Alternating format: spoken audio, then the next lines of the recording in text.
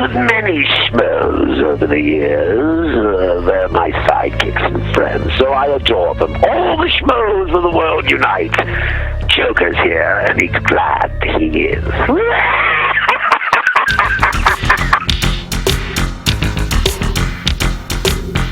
Live from the Schmoedown Network studios in the tropic thunder zone of Los Angeles, California, it's the Schmoedown Movie Show.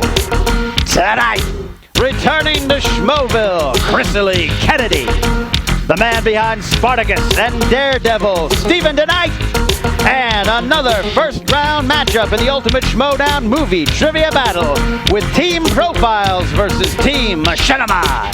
And now, here are your hosts, sweating already, Mark Ellis, Kristian Harloff, and Red Fury, Alicia Malone.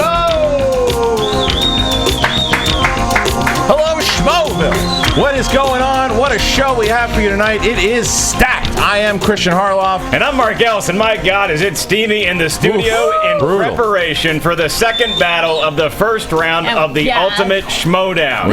It is intense, and sitting next to me is not only our co-host, she is a combatant in tonight's battle. It is Alicia Red Fury Malone.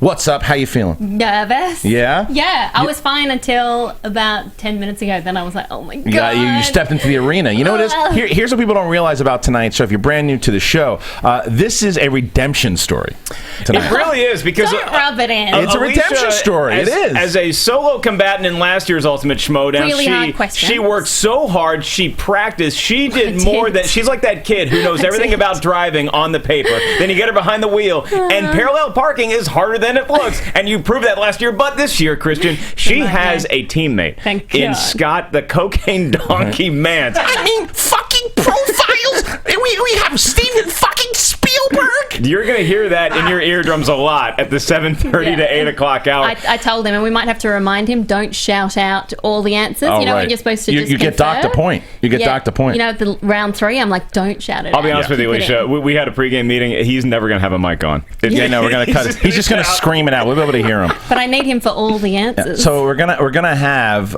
it'll be Red Fury herself, the Cocaine Donkey, Scott Mance, and they're going up against Team Machinima. It's gonna be Elliot and Ricky, guys that we've known for a long time. I don't know. Look, this is one of the biggest. You guys are heavy favorites right now. Heavy favorites going into this you match. saw last week anything can happen, because I think Team Jedi actually answered way more answers correctly. Right. But Anything way can more happen. questions correctly, but then the points betting at the end is We what have got them. no idea how these guys are going to play, which is interesting because we know how you're going to do. I think you're going to do better because you're going to have a teammate there with you. We know what Mance can bring to the table, but these guys, they're wild cards. You just don't know enough about them. And that's tough. And that comes in at around 7:30. Kristian Kennedy is on her way. We'll be talking some movie news. And Stephen Deknight, who I'm very, very excited to have on here. I'm a huge fan of this guy, and I'll tell you why. Not only for his body of work, because we know what he did with Daredevil and Spartacus for his body. What's that? For his body? Yeah, sure, absolutely. Joking. But we'll talk about the after-hour show later. But as far as what Stephen Deknight, what I really like about this guy is we reached out to him on Twitter. He is very active on Twitter. At Stephen Deknight, it's just his name. With his fans, with everybody, and then he saw our review of Daredevil, complimented us. Thank God we liked it. I know, and we started talking to him, and he's like, listen, if my schedule permits it, I will be there. And a man, true of his word, not just like Colin Trevorrow, who made it in over the phone, actually, but still called into the show. Yeah. It's going to be a lot of fun to talk to him. This guy, I mean, the Transformers stuff in the future is exciting. The Daredevil is something I really want to get into him with. And then also, I mean, he dates back to like the Buffy days, the Angel days, working with Joss Whedon way back when. So this guy's been in the industry for a while, so he's going to have a lot of cool stuff. We get him for a half hour, and then we're going to have some fun here amongst ourselves. And then 7:30 again, the Ultimate Schmoedown, Battle 2 of the first round. And there's one other thing that I should bring up tonight that I think that you guys as fans kind of deserve to know. We've been trying to do this for a long time and didn't really know how to do it, but tonight we're finally able to do it. For those of you who are fans of Ken Knapsack and Jedi Alliance, you know that Kenny left Jedi Alliance recently, and he has an announcement tonight about as far as why and kind of what's in the future for him. That's our only news. Yeah, it's the only news for tonight. So, and it's an emotional thing, and I wanted him to be able to tell everybody, and he's going to be able to do that. He's going to do it around 7 o'clock or so. So he's going to address you guys, going to let you guys know what's going on. It's an emotional thing. So I'll tell you this: by the 7 o'clock hour, you're not going to know if it's tears or if it's sweat, because it gets, and I love that we do the Ultimate Schmoedown in the summertime, because it gets so, we're in the Valley of California, kids. Into winter, though. It goes into winter. The sun beats that, but it only gets hotter, Kristian. It's like extra pressure in the hot seat. It's true. In the hot seat. It's so much fun. Speaking of the hot seat, before we get into some of the news that is going on, the After Hours show. We're going to be talking about that a little later today as well, too. It's set up for next Friday. It will be 9 p.m. PST. And that we'll talk about in a little later on. But let's talk about some of the news that was going on this week. Mark Riley, how are you doing there? Editor-in-Chief of Schmoedown.com. Are you nice and cool over there? Hi. How are you? It's actually really comfortable. Yeah, Nice you over have there? the vent. Yeah, I'm not feeling much right now, except your heat. Yeah, very nice. Makuga gives off heat. So here is the reigning champion of the Ultimate Schmoedown, the single competition. So Riley, so why don't you pull up schmoedown.com or let me know what's been going on this week in the news. What's like the biggest thing that happened? Yeah, what should we talk about tonight? Because I wanted to. I mean, and again, you guys out there, Schmoevillians, make sure you hashtag Schmoes Make sure you do that for sure. And we're going to read off some of your tweets. If there's some news stories you guys want to hear about, there she is coming in. We haven't had her in Schmoeville in a while. Entering the arena tonight, it is Kristian Kennedy.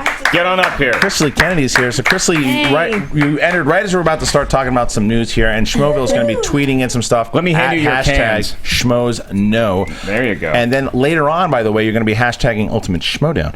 But let's get into some of the news. Riley, what's some of the big stories that are going on this week? I say the biggest thing to drop this week is the report from my fellow co-host on Meet the Movie Press. Jeff Snyder dropped an exclusive.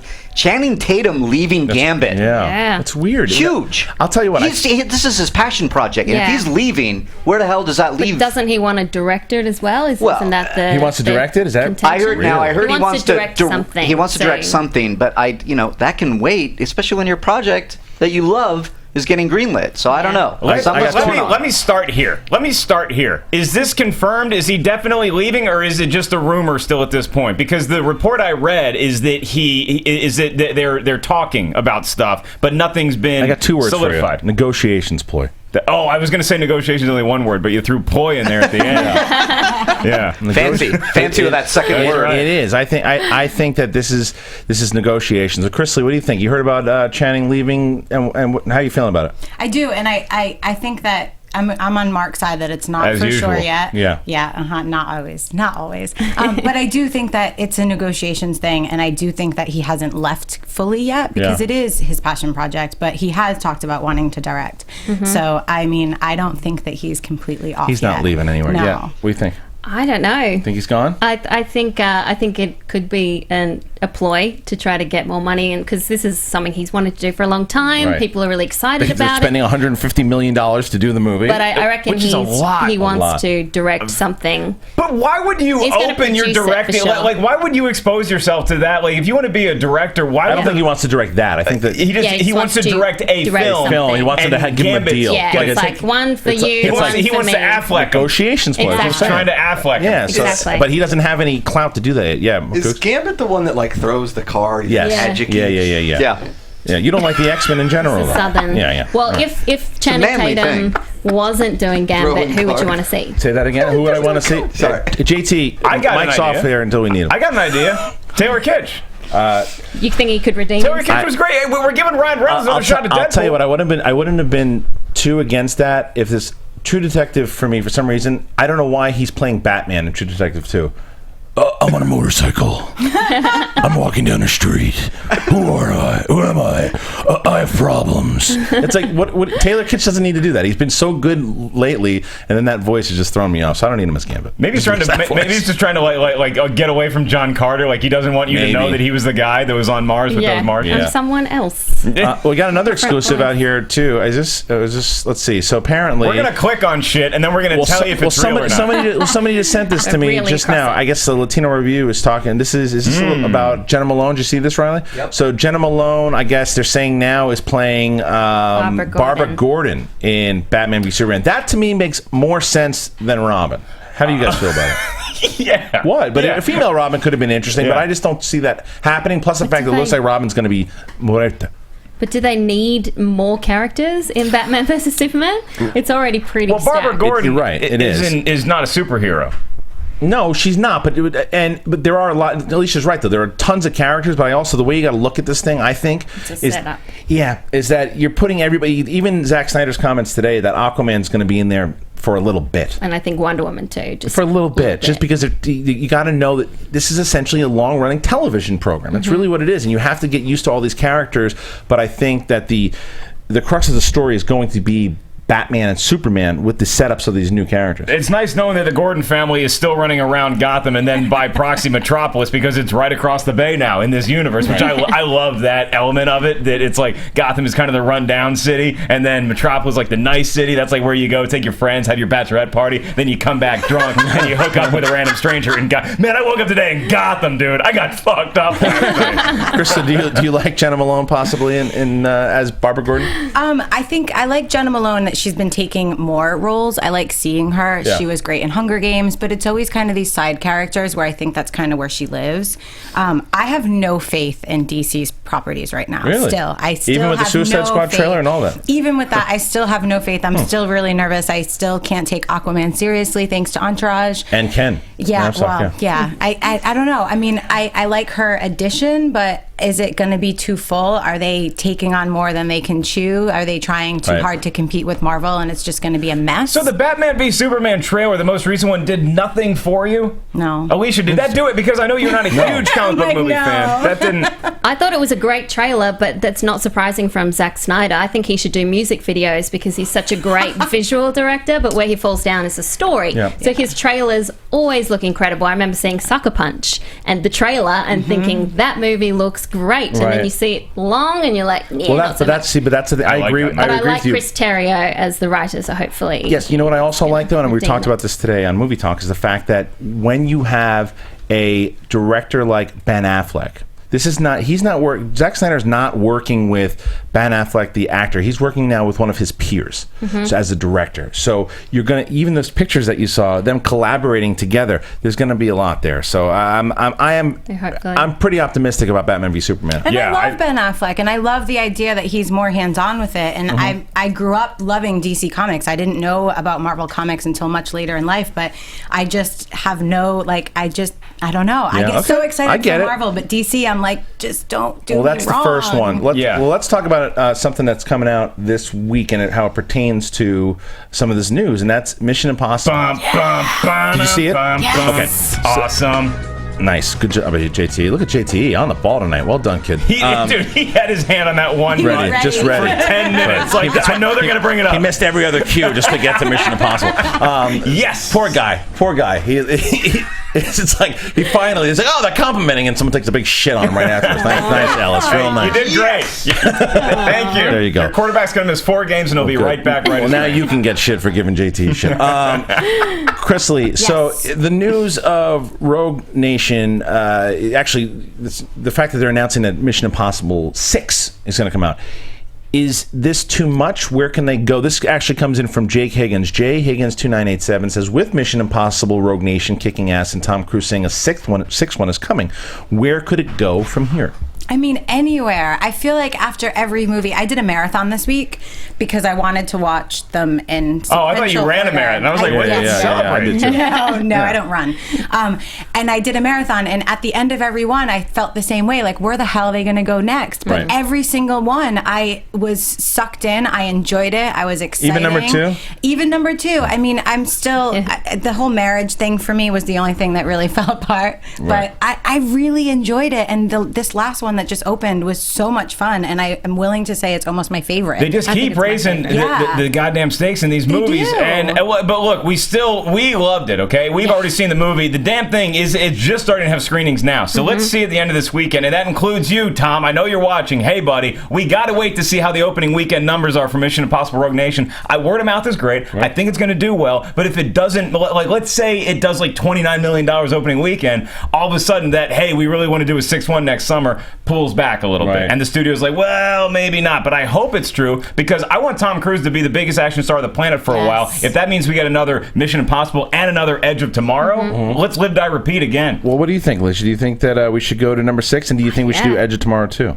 Yeah, I think you should do Mission Impossible 6 with Doug Liman from Edge of Tomorrow. That's cool. what I would love to see. I don't disagree with you because I think Chris McQuarrie did an incredible job, and I do think this is the best Mission Impossible out of all of them. Me too. Strong words. Now, McQuarrie, I agree with you because I want to see McQuarrie move on to something else. Yeah. But sorry, go ahead. So you want to see, don't you want to see Lyman do both of those movies? Edge of Tomorrow too? Yeah, both of those. Or I don't necessarily think Edge of Tomorrow needs a sequel because it was such a nice self-contained story. Right. So I'd love to see him, instead of doing the sequel, do Mission Impossible 6. But this series just gets better and better. I mean, it becomes more self-aware. You know, the characters, the humor's great, the action's incredible. I think the only thing that will detract from this one versus Ghost Protocol in terms of ticket sales is IMAX, because Ghost Protocol had sections shot in IMAX. This does not. Rogue Nation, nothing shot in IMAX. Nothing in IMAX. No. Huh. Well, it's hard to get those IMAX cameras on the wing of a plane when Tom's like, hey, this baby's taking off right now. We got a 4:45 takeoff. He did that 11 times. That's done. Crazy. Wow. It still blows my mind that he does so much of his own stuff. And he held so his many don't. breath 6 minutes underwater. That's kind of the reason why. Impossible. did 6 Look, minutes. this is why we need to get an Edge of Tomorrow sequel first, because this guy will literally kill himself making another Mission Impossible. I don't want to see that happen. I do want to see a sequel to Edge of Tomorrow,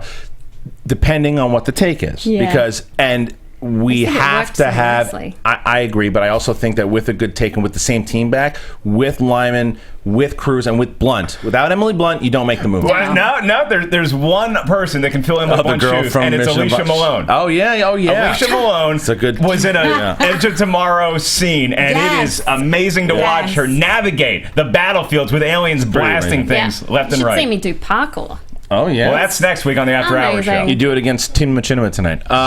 Riley, so what else what's covering on Schmoedown.com? What do we got today? Some good trailers. Well, Some good trailers, right? What A trailers? lot of good trailers. You know, a lot of Schmoeville wants to know about 13 Hours. Okay. Trailer that came out, Michael Bay. My God. It got me. It got I me. hate Michael Bay, and this fucking thing looks great. I had a physical reaction last time. I was sitting in a bathtub like a heroin addict after Transformers 4 and seeing this trailer. My God, I can't wait to see this movie. I just love how Riley turned into a guy from Philly sitting in his underwear on the porch. Yeah. Look, this guy. Look at this fucking guy. This fucking thing. I can't believe this fucking asshole. He fucking directs some good shit. All right, Riley, this kid's listening. That's like Cody's Uncle right don't here. slap me. Cody's right here. So Why are we this in a bathtub watching this trailer? Yes, I don't Sorry, know. I Yeah, just, I didn't. He's got a it's the only two-bedroom thing that apartment. stuck with me. Oh, no. I had to sit in a tub because I had a physical reaction that was negative after Transformers 4. I have Now I not understand. seen this trailer yet. Dude, tell me you about gotta, it. you got to treat yourself. So it's based on a true story about this Benghazi thing that went down a couple of years ago, where terrorists tried to attack an American. I think it was a consulate base in Libya on September 11th, 2012. And these guys came in and they basically negated the terrorist attack that was about to happen. And it's an incredible true story.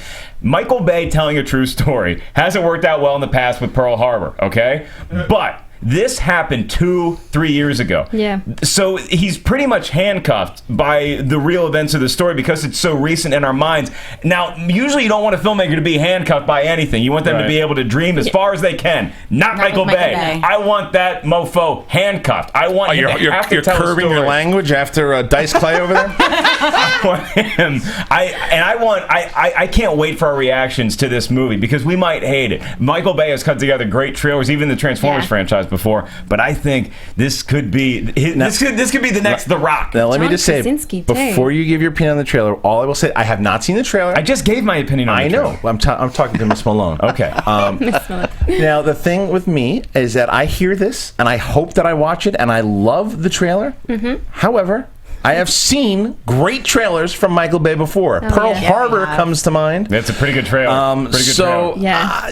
And this trailer has all the iconic moments, like the American flag waving in slow motion. Michael Bay used slow motion? Get out of here. Yeah, and lots of close-ups But it's and not like oversaturated images. It's not the music But I video think the slow story motion. will be All good. right, I want to see it. I want to see it. I'm not just going to shit on it to shit on it. I want to watch it. James Badge Dale. We actually have a doesn't clip. get enough. We actually have a clip from the no. Edge of Tomorrow sequel. Oh, they already wow. started shooting Oh, it. that's exciting. And they have cast the lead. Yeah. JT, tell me when you're ready. We have an So exclusive good. clip. Okay, play So it. Here it is. excited. Yeah. Well, look at that. Unbelievable. Good job, JT. Well, there she is. Watch. Very good death. Here's the death. Well done. Riveting stuff. That's so good. Michael Bay can't put together an action sequence like that. No I mean, you could feel the raw emotion in By the there. way, Kuga's chomping at the bit. Listen, What if do you got? somebody talks ill about Michael Bay one more time, I'm gonna freak out. Okay? 'Cause of the guy Bad Boys did Bad 2? Boys 2. It's the world's most perfect movie. How long ago? Not just 2003. Yeah. It's 12 years ago, and it's Long still time ago. Are you Nails defending every- Shyamalan too? no. No. Hey, I'll defend Shyamalan. He's from Philly. I'm from Pittsburgh. Whatever. Shyamalan's a very nice guy. And that Home Sweet Home movie, I think, is going to be, it's going to steal the fall in September. What It's is? going to be Home Sweet Home, the Shyamalan movie that's coming We'll out. see. Yeah. Maybe. The Visit. Yeah. Okay. Home Sweet Home. Home Home Sweet Perfect. Home is a great song by Motley Crue. Everybody should listen to that. That's a horror movie. it's just Motley Crue. So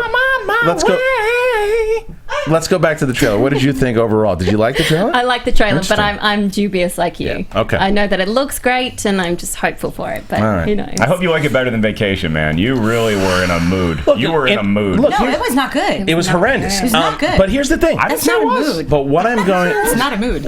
No, but what I will say is this, and then because even today, there was a post on. If you guys don't know about Schmoeville! Schmoeville!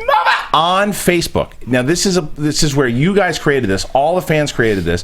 Go and request to be a member there. There's memes from Schmoeville. There's conversations about everything going on with the show and topics that we talk about. It's really great. But there was a particular ball bag on there today. Oh, what happened? There's a ball bag. Is he in the city now? What? No, he's not in the city yet. But it's like I don't mind. Look, this is why we do this. We talk to have conversations about things. And I know sometimes when you give an opinion on a film, we've been doing this for long enough. Not everyone's going to agree with you. Usually we're wrong. And so what I like to do, I like to have discussions about opinions if you think that they're wrong. So if I think the Vacation is horrendous, I would love to hear someone who saw the movie and loved it go, you know what, dude? I went and saw this movie and I couldn't disagree with you more, man. I loved it. I thought the humor was great. But this ball bag comes in and he's just like, You know what? You're wrong. You're everything you say is wrong, and you're horrendous, and blah blah blah blah blah. just chopping like a fucking asshole. And it's like, and it's one thing to where you just chill, man, Steady. relax, talk, have a conversation about it. And that's the whole reason that people are there. But as far as that movie goes, it's horrendous. It's so bad. You know what I thought was the best part? Chris Hemsworth, and not just because of the prop, Right. but his No. comedic timing. He was great. Yeah, he was fantastic. He was great. He was There, great. there are That very few. scene- Very There's some few. good Could've been physical bad. gags in that movie. It's just that every scene ended with some gross out gag, and if you Yeah. only used a couple of those in the movie, and it had more of a Yeah. linear story focused on the Griswolds, I like the family dynamic. There's a lot of good in that movie. It's just that overall, I couldn't give it a fresh rating. The problem is, if the movie would have been just a movie, it didn't call itself Vacation or the Griswolds or anything, and just been this stupid road trip movie, I probably would have said, all right, whatever. It is what it is. It's poop humor. It's a Fairly Brothers ripoff. Fine, but you can't sell yourself on the fact that even though they're saying it's a standalone movie from the other Vacation, it's not, because you keep calling references to the first one. You're playing Holiday Road. You're showing Chevy Chase. You're playing on my nostalgia, so you have to tie it into that franchise, and they fail miserably at it. I think that they open the movie with Holiday Road, and I think that song gets you in such a good mood, and then everything that happened afterwards, it was like such an emotional cliff that you fell off because that wasn't the Rusty you grew up with. You got something, Kooks? Yeah. Mark and I went to see it together. Yes. Oh yeah. How did you feel about this? Well, I didn't like it at all, and the first Vacation's one of the and you even said it in the review because I watched and it. you like Let's Be Cops, Right. I love Let's Be Cops. And the Vacation movies, Christmas Vacation, even European Vacation, there's a story. Yeah. There's a thorough writing, and the jokes and the things happen throughout the story. These are just This was sketches. just exactly. It was just poop joke sketches. Yeah. that weren't that funny. The funniest thing that happened What you got? in the movie. What you got? We're sitting there, and halfway through the movie, Mark gets up to go to the bathroom because he's 87. Old child bladder gets up to go take a leak, and right? he comes back up the stairs, and he sits in the row in front of us, and he looks at the guy next to him, and he popped up, and I'm just giggling That's so funny. That was the best part of the movie. It's never happened to me before, and it was really dark in the theater that night. And I walked up and I sat down and I looked, and because there's a guy with glasses, and I know Makuga wears glasses to drive, and so I just look next to him and I see a guy with glasses, and I'm like, yeah, and the guy looks at me horrified. You stole his wife's seat, right? This guy was like, I was like, Where's your camera? Do it over there. You crushed your eyes. And, so good. And then I get back up, and then Makuga's already dying because he saw this whole transaction taking place, and so he's getting it for the next 5 minutes. The theater thinks the movie got funny. They don't know what happened, and it's never happened to me before in a movie theater. So good. There was a woman in my screening of that laughed like she had never seen a movie before, and I literally thought we were watching a different movie. Same. I don't know what happened or what she was watching, and it was really weird because we talked to the directors and they were like, "Oh, we didn't want to, take the low-hanging fruit jokes," which that's all they did. Yeah. And then because it felt like so many different like improv sketches, I asked them like, "Was there a lot of improv on set?" And they were like, "No, it was all written." And I was like, "Oh." Do you think comedic movies have changed since 1983? Yes. Totally. And the Farrelly brothers are responsible for a lot of that. They absolutely are. And the thing is, again, going back, if you're going to try to do something to what we felt in Vacation, whether or not you're trying to do the same movie, which you shouldn't, but you're referencing the tone of it, and it should have been an homage to a Harold Ramis movie. It was not. It was an homage to the last 5 to 10 years of the Farrelly brothers movies. But even the Farrelly... Sorry, I didn't mean to interrupt. No, that's fine. Even the Farrelly brothers, I mean, they did raunchy comedy in a way that was funny. In the beginning. Was right, funny. It was in the last 10 years. Yeah, but no, and I agree. Comedy's changed so much. It's become so much more raunchy, and so like you just kind of almost get grossed out watching It's just like easy jokes. Yeah. Way easy jokes. And I have a hard time just buying that because, like, I think the funniest movie of all time is Animal House, and there's a lot of gross out humor in there too, but it's just funnier. And maybe there's other things in there that don't necessarily rely on just gross out humor. But the funniest movie like of the '90s would be a Farrelly Brothers movie to me. It'd be There's Something About Mary or Dumb and Dumber. Right. But they didn't. Even those movies didn't rely on just gross out humor. There was other stuff going on, and then the Farrelly Brothers gradually just relied on poop jokes. And it's hard to keep it for that long now. But the thing that's shifted a little bit here is that what scares me is Spider-Man. Now, look, Mark and I saw Cop Car last night. We saw Cop Car last night. Did you like it? We did. Oh, I did. I don't know if you did. But, yeah, it's much better than sitting in the back of one. Hey guys, 10 o'clock show is different. But Cop Car was it. You take that direct. It's a fairly dark movie, and it's got a very independent feel to it. It is independent. It is. It's very and so when you have that movie, that director, and you put them together with these writers, it's a strange combination. I would love to see that director working with those writers on Cop Car, because he'd be like, all right, we're going to have a really slow long shot of the kids driving the car, and then the writer's like, and then one of them farts. No, we're not doing that in this movie. Right. In Spider-Man, you hope that they find a happy medium between the two, because this director, even though it's a slower movie and it's not a comedy at all, worked with kids well, man. And he found some comedic moments between the kids. You know that when you're on a film like Spider-Man, you're not going to get much say as a director. Especially with Marvel. Especially this is your second kind of and there's a lot of pressure as well. It's true, and I think it's almost. And some people think that maybe that's why they hired this guy, because they can. It's not an Edgar Wright situation. Where Edgar Wright didn't do all these big movies, but he still had a clout. This guy doesn't really have a lot of clout. He had a very particular style, Edgar Wright. I hope that they're just following the model of hiring guys that worked on smaller films, like you brought up on Movie Talk today, like Trevorrow or Edwards or somebody like that, or even Josh Trank. It's like, okay, it's a smaller movie, and now let me prove myself on the big stage. That's so where they're looking for talent now, is indie films. Right, which is where they should be looking, because indie films are great, Alicia. I love indie films. It's gonna be interesting to see how those guys match up, and maybe they match it up to where these guys complement. Maybe the director compliments now the writers of Vacation, because that'd be Horrible Bosses 2, and what's the magician one? Burt Wonderstone. It scares me, man. It scares me, especially after I was hoping to like Vacation. I didn't. So we'll move on there. Now, I am very excited here because Chrisley, we're gonna do here, if you don't mind, Makugs. Throw me over. I'm gonna throw you out of there for a second because we'll have you back at 7 to talk about some. Alicia's gonna be talking some independent films. We're gonna try to do some more every time Alicia's on now for about we're going to do a segment. There's pretty much like all the independent stuff that's coming out. We want to let you guys know what's happening in the independent world, and, and Alicia's going to break that down around 7 o'clock. We're going to have Ken's special announcement at 7 o'clock. But Mark, I'm pretty excited over the next couple of weeks, man. Yeah, we have some amazing guests coming up. On August 13th, book your calendars. Kevin Smith is going to be here talking to us about all things in the world of movies. And then the week after that, David Wayne, one of the creators of The State, and he's done movies like Role Models. I cannot wait to talk to this guy. This is one of the guys that shaped my sense of humor, and I'm sure a lot of other people out there listening. Yeah, and then Yada Martinez from True Detective 2 is here next week. But it all starts tonight. Because you talk about here, this is what social media has done in general. Like, and this has happened to us many times. We've been watching the show. This has happened even with Colin Trevorrow, who said, "You know what? I'm going to do your show," and he was a man true to his word. Called in. We had a great conversation with him. Mark Hamill, the whole Mark Hamill was Scott Mance, but we did a lot of stuff as far as with tweeting out. And this next guy, you talk about a guy who is just tuned into his fans and active on social media, and again, true to his word, and is here live in studio. Daredevil, I can already see the tattoos I can see him on his sticking right out. arm. He's teasing us, and we're gonna bring him in here, guys. If you have watched Daredevil, you know the name. If you watch Spartacus, you know the name. And if you don't, you should know the name. It's Stephen Deknight. Let's have him in here now. Stephen is here. Yeah, there he is, live in studio. Super excited to have him. Stephen, how are you, man? Good to see you. Here we go. I don't know why I baby all our guests. I'm like, here's your headphones. Let me put them on for you. Look at his tats. He can figure it out. I appreciate it. I love this. Stephen, how are you, man? Thanks for joining us. Very good. Thanks for having me. Pleased to have you here, man. Big fan of your work. And Daredevil, my God, what a great show. And a great... Thank you. Just in general, what you guys were able to do here from bringing... It was a big venture here to take the Marvel Cinematic Universe, put it on Netflix.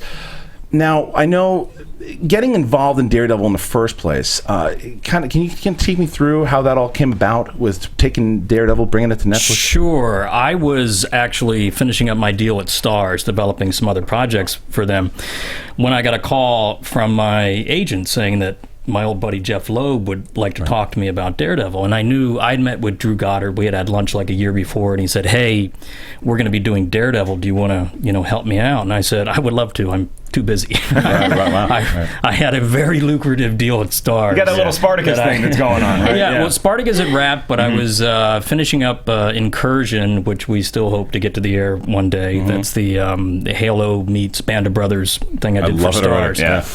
And I was writing another pilot for them at the time, and I had another, I think, 8 months left on my deal, so I couldn't join up at that point. But then I got this call saying Drew Goddard had to leave to spearhead, write and direct the Sinister Six. Right. Movie, and could I come in and take over? And at that point, I think I had 3 months left on my Starz deal, and I said, well, I still have this deal, but let me read the scripts and talk to you guys and see what's going on. And Drew and I go way back. We started on Buffy together, and then we wrote scripts together on Angel, so I've known him for years and years. And I read the first 2 scripts, and they were just phenomenal. Yeah. And at that point, I knew I was screwed, that I just had to sign on. Yeah. Well, I mean, it had elements. I mean, it's funny because it had elements of all the shows that I liked. It had it felt like a bit of Batman sometimes. Even it went into Breaking Bad territory at times. I mean, it had the inspirations that you guys took. Because feels like a movie as well. Yeah, because you know what it was? In watching Agents of S.H.I.E.L.D., where it seemed a little bit handcuffed from network, you guys weren't as handcuffed. So did you know that kind of going in that Netflix was going to just do your thing? Oh yeah, there's always a certain amount of restrictions when you're dealing with IP that's big and has been around for so many decades. But the great thing about the Daredevil IP is, looking back on the stuff that I loved growing up, particularly the Frank Miller runs and later the Brian Michael Bendis, Alex Maleev runs, and everything in between, but those 2 specifically really spoke to my sensibilities. It really lent itself to a gritty crime drama. Yeah. And that's the way we approached it from the very beginning, that it was a crime drama first and a superhero show second. Not the Ben Affleck movie. Yeah. And I always, and with Kevin Smith coming on, I always defend the Ben Affleck movie, not that Kevin Smith was just in it. I mean, he handed it. But that was back when a time when the studios were still trying to figure out the comic book movies. And I know the director was a huge Daredevil fan, and there's always a bit when you're adapting something, there's a trap of loving it too much. Right. If you try to stay too true and take too many elements from the comic books, you'll end up with just a bit of a mess. And that was one of the great things that Marvel allowed us to do, is that, you know, there are bits and pieces that are influenced from the comics, but we didn't take any one story and spin that out. Right. That's the most impressive thing to me, is that how you can make a series like that and make the fans so happy with it, even though you're not going from one set piece of source material. I want to ask, like, because the episode 4, the hallway scene, like that action scene, it felt like something out of the Raid. When you're writing something like that, is it as simple as Daredevil kicks ass, you guys make it look cool? No, or do you have no. specific instances in that fight scene that came from your mind as well? Oh yeah, that was episode 2. At the end of episode 2, and that I'm not good. I'm not a math guy. and that was that was the second script, one of the 2 scripts that Drew Goddard had written, and the fight scene was very much written out that this is a oneer. It's all done in one shot, and a lot of what you see was mapped out. And then our fantastic stunt coordinator, which I'm still heartbroken did not get an Emmy nomination for stunts for Daredevil, which I can't believe. Right. Philip Severa, him and his team just really attacked it and figured it out and figured out how to do it. And it was such a combination of people. Phil Abraham, the director, and our wonderful team of designers. The whole hallway, we built the hallway, and one of the things I said when I came on is I wanted to feel like we stepped into the hallway out of the movie Seven. That's the way it should feel. It should be that underground New York, Gritty. really gritty and dirty and creepy. So they built this steel reinforced hallway so the walls wouldn't shake when they were being thrown against it.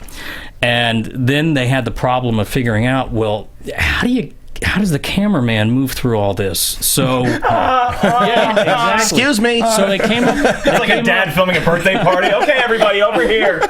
They came up with this brilliant plan. They put a track in the ceiling, so there is no cameraman. There's just a track with the camera attached that's going back and awesome. forth. Like the spider cam with sport. And then there's a lot of CGI in the show. We always wanted to do invisible CGI that doesn't draw attention to itself, and that was one of the great cases because we just removed the track with CGI so you don't notice it. It's amazing. So, you know, now with this deal that was kind of announced the last couple days about how, or not deal, but just the announcement that they're going to be doing every 6 months now, Marvel's going to be doing a new series on Netflix. Now, you had left Daredevil to direct a film. Right. Okay, so are we ever going to see you back in the Netflix space, not only maybe with Marvel, but now Star Wars is rumoring around there that they're going to be doing a Netflix series? Always brings it back to Star Wars. He will make you do a Star Wars project. I've been on record for a long time saying if Star Wars ever calls, I will come running. Call him! Yeah. I would kill to be involved in Star Wars. I was 12 when it came out in 77,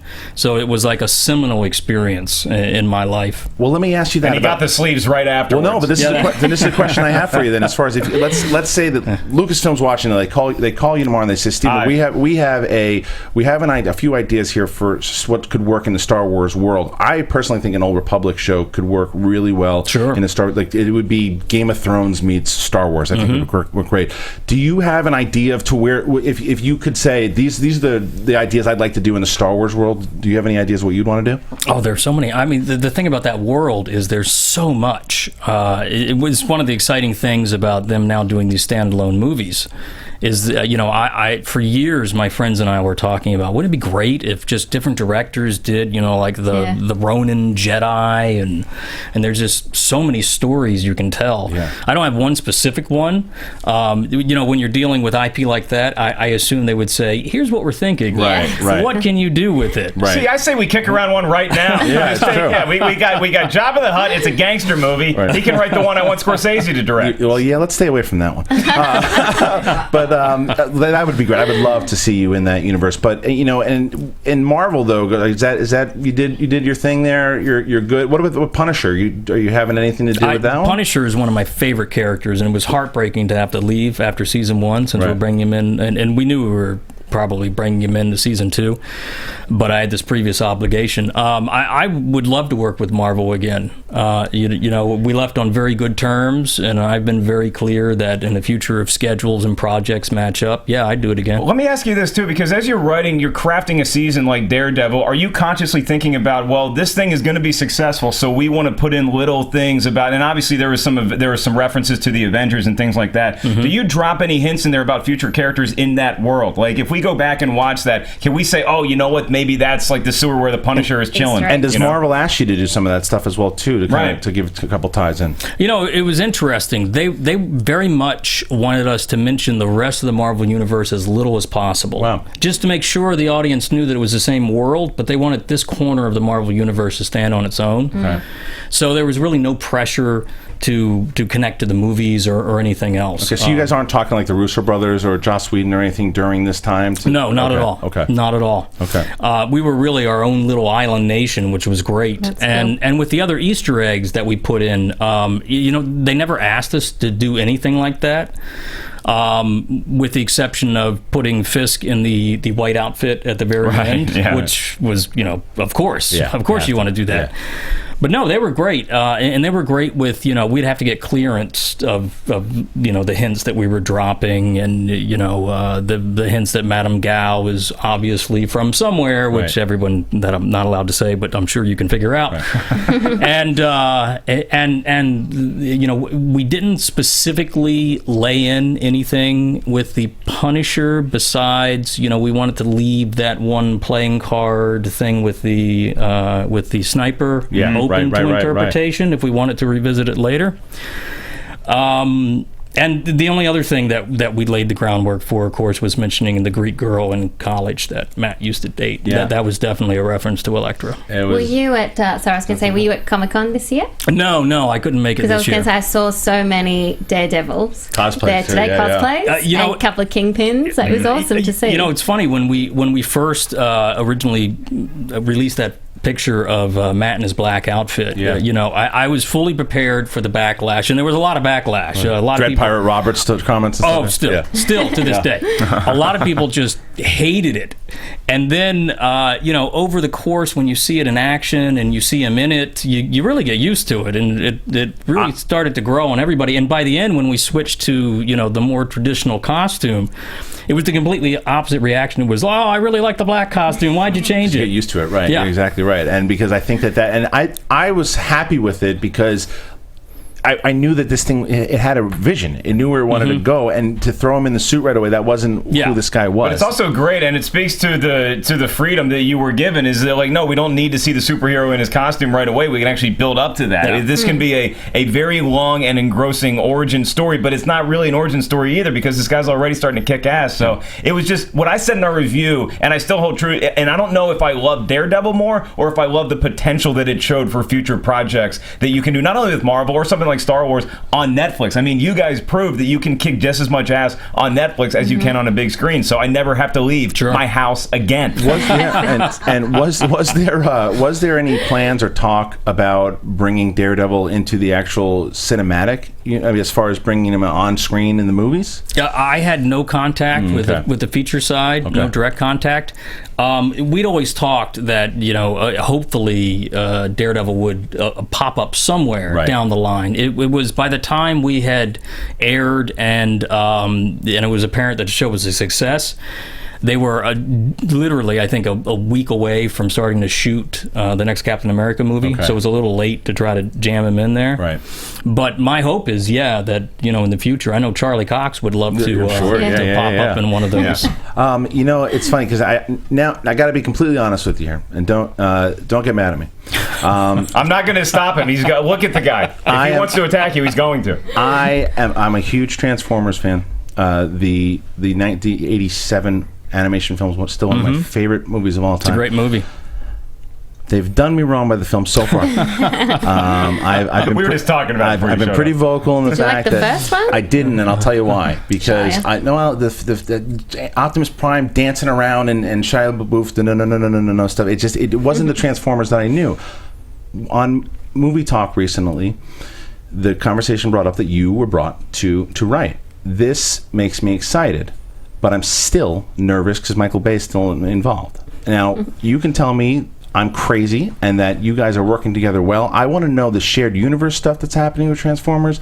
I want to know how the hell you're going to save this thing. Tells everything. Yeah, Transformers Zero, right? Yeah, what are the plans? I can say practically nothing. I had to sign an NDA that was almost as strict as Marvel's, which is, I think, the most strict NDA I've ever signed in my life.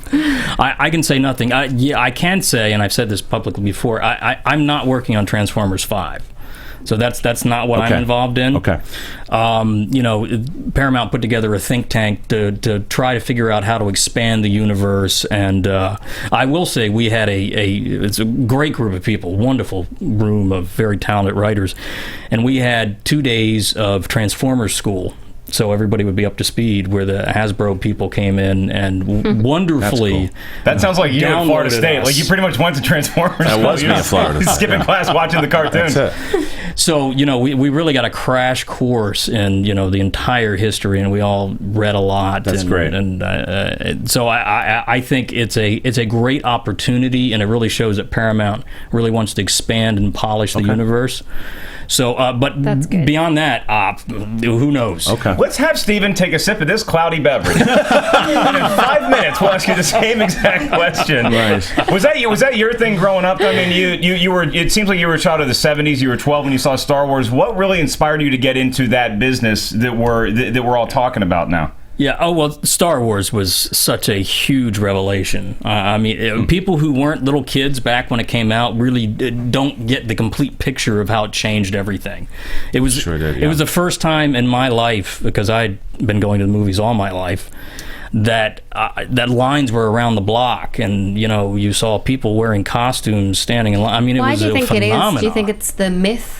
The story, the mythic story, heroes, villains, good, bad. Absolutely, there's the whole Joseph Campbell mythology, and also it's the fact that special effects took such a ginormous leap forward in that movie with John Dykstra's work. Literally right out of the gate. Yeah. What the hell is that? I mean, it was such a quantum leap forward. It was incredible, and besides that, I think it happened at just the right time after the Vietnam War, and there's so many movies were very grim and serious and gritty. This is what I'm wondering. This might be a weird question, but go with me. I'm wondering if, similar to that after Vietnam War with Star Wars, whether there's a particular reason right now that people are so into superhero movies, whether it's because we don't have heroes in our everyday life, right? Like cops and politicians. We don't have anyone we can look to.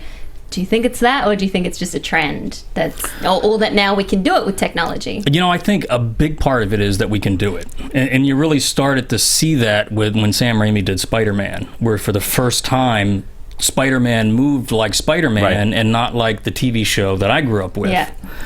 I think that was the start of it, and then obviously with Christopher Nolan doing such a grounded, gritty, Dark Knight. I think it's interesting that superhero films these days are not for kids. Yeah, it's true. They're for adults. Yeah, more and more, yes. And that changes. Does that change your writing process? I mean, because if you've been in the game for a while, then you see all these things you can do on screen. Does that change how you approach a project? The fact that you have the ability to pull off literally anything you want, or did you see a shift in how you thought about the material because you could do anything you wanted to on screen? Yeah, technology definitely informs how I write and what I know I can write to. The other big factor bigger than technology that informs me is what's the budget. Yeah. More often than not, I could do amazing things with technology that I quite frankly couldn't afford. Right. Well, how does that work with Netflix now too? I'm curious because I just don't know, because this again, like Alicia says, everything goes back to Star Wars. You see the shirt. I mean, you see the logo. Well, someone had asked me this morning, like, so how does it work to where, let's say Lucasfilm and Disney, they want to make a Star Wars show here, but how big can a Netflix budget really get before? Because Star Wars, you have to be pretty. Yeah, it's got to be big. Well, honestly, it's as big. Most of the times, the studios either put in most of the money, or they'll split it with the network. There'll be some kind of 50-50 or some equation thereof. I'm not good with numbers either. I'll start doing the math. You keep talking. I'll figure this out. But really, ultimately, it would depend on how much Disney and Lucasfilm want to spend on it. Right. Okay. Yeah. I mean, that's kind of seems where you'd have to go if you're going to how epic, or if it's going to be a smaller story. Now, I'm getting some tweets here too, and you can tell me to move to the next one if you like. This is from at Arbus Roman said, "Can you please ask Steven to clarify this whole night nurse ordeal? Is night nurse Dawson or what?" I had made a statement that one of the few times we were told we couldn't do something was we had a different name for Rosario Dawson's character, Claire Temple in the show. Because there was a possibility, and wasn't even sure that they weren't saying 100%, but there was a possibility down the line they might use that character in the movies. So we changed her name to Claire Temple, and people keep asking me, well, what was the original name? And for the life of me, I do not remember which one it was, because trust me, there was so much going on at the time that was not high on my list of priorities. Okay, so there you go. See, he answered it just like that. And can I say he's doing great in that, because we're asking him a lot of questions. It is hot in this. I'm sweating my little titties off. It's a little steamy. It's a little steamy. That part is dry as a bone. It's true. This guy handles cool pressure. as a cucumber. I'm sweating on the inside. Well, Steve, so right now, what are you working on as we speak, besides Transformers that you can't talk about? What else you got going on right now? This movie that unfortunately I can't talk about. Okay. I sold this movie to one of the major studios that I'm supposed to direct in the fall, if we can get it cast Cool. by that time. Can you say genre? Psychological thriller. Ooh, I like. Yeah, you're speaking That's my Alicia's jam. language. Yeah, very old style, kind of Hitchcockian thriller. Oh, yeah. And good for you though too. Man. Yeah, but that's awesome though. It takes that's pretty ballsy though too to say even you got to believe in this project. You're going and you're working on Daredevil, which hits big, and then you're like, no, this is something I want to do, and you're going to do it, and you sell You've it to got the the credit to your name now with Daredevil doing so well. Sure, and and is that how this is? And did you get the Transformers gig came from Daredevil and everything too? Like they asked you to kind of sit down. I guess. I still honestly am not 100% sure. My agent just called me one day and said, what do you think about the Transformers? Yeah. And from there, it was like, you want to do this think tank. And, I saw some of the other names. I knew socially Zach Penn, who I liked, and Robert Kirkman, who Robert and I have been threatening to work together for a long time, but our schedules just don't match up. I like to imagine Michael Bay calls you on a red phone. It is not a red phone. It is a giant TV, and he by Skype he pops up. It's like the Michael Bay hologram pops up. It's like you got to kneel. It's very Empire Strikes Back the way they work over there. Yeah. So with the other thing I want to ask you too, Stephen, there are movies out there so far that this summer. Is there anything that's kind of popped for you that you really enjoyed? Have you been able to go out and see stuff too because you're so busy? I am slightly behind, unfortunately. Yeah. So I haven't seen anything lately. Okay. As soon as I finish this treatment for Transformers, I'm going to spend about a solid week at the movies and catch up. Cool. Have you seen anything before you got into it? Because we were talking earlier about Ex Machina.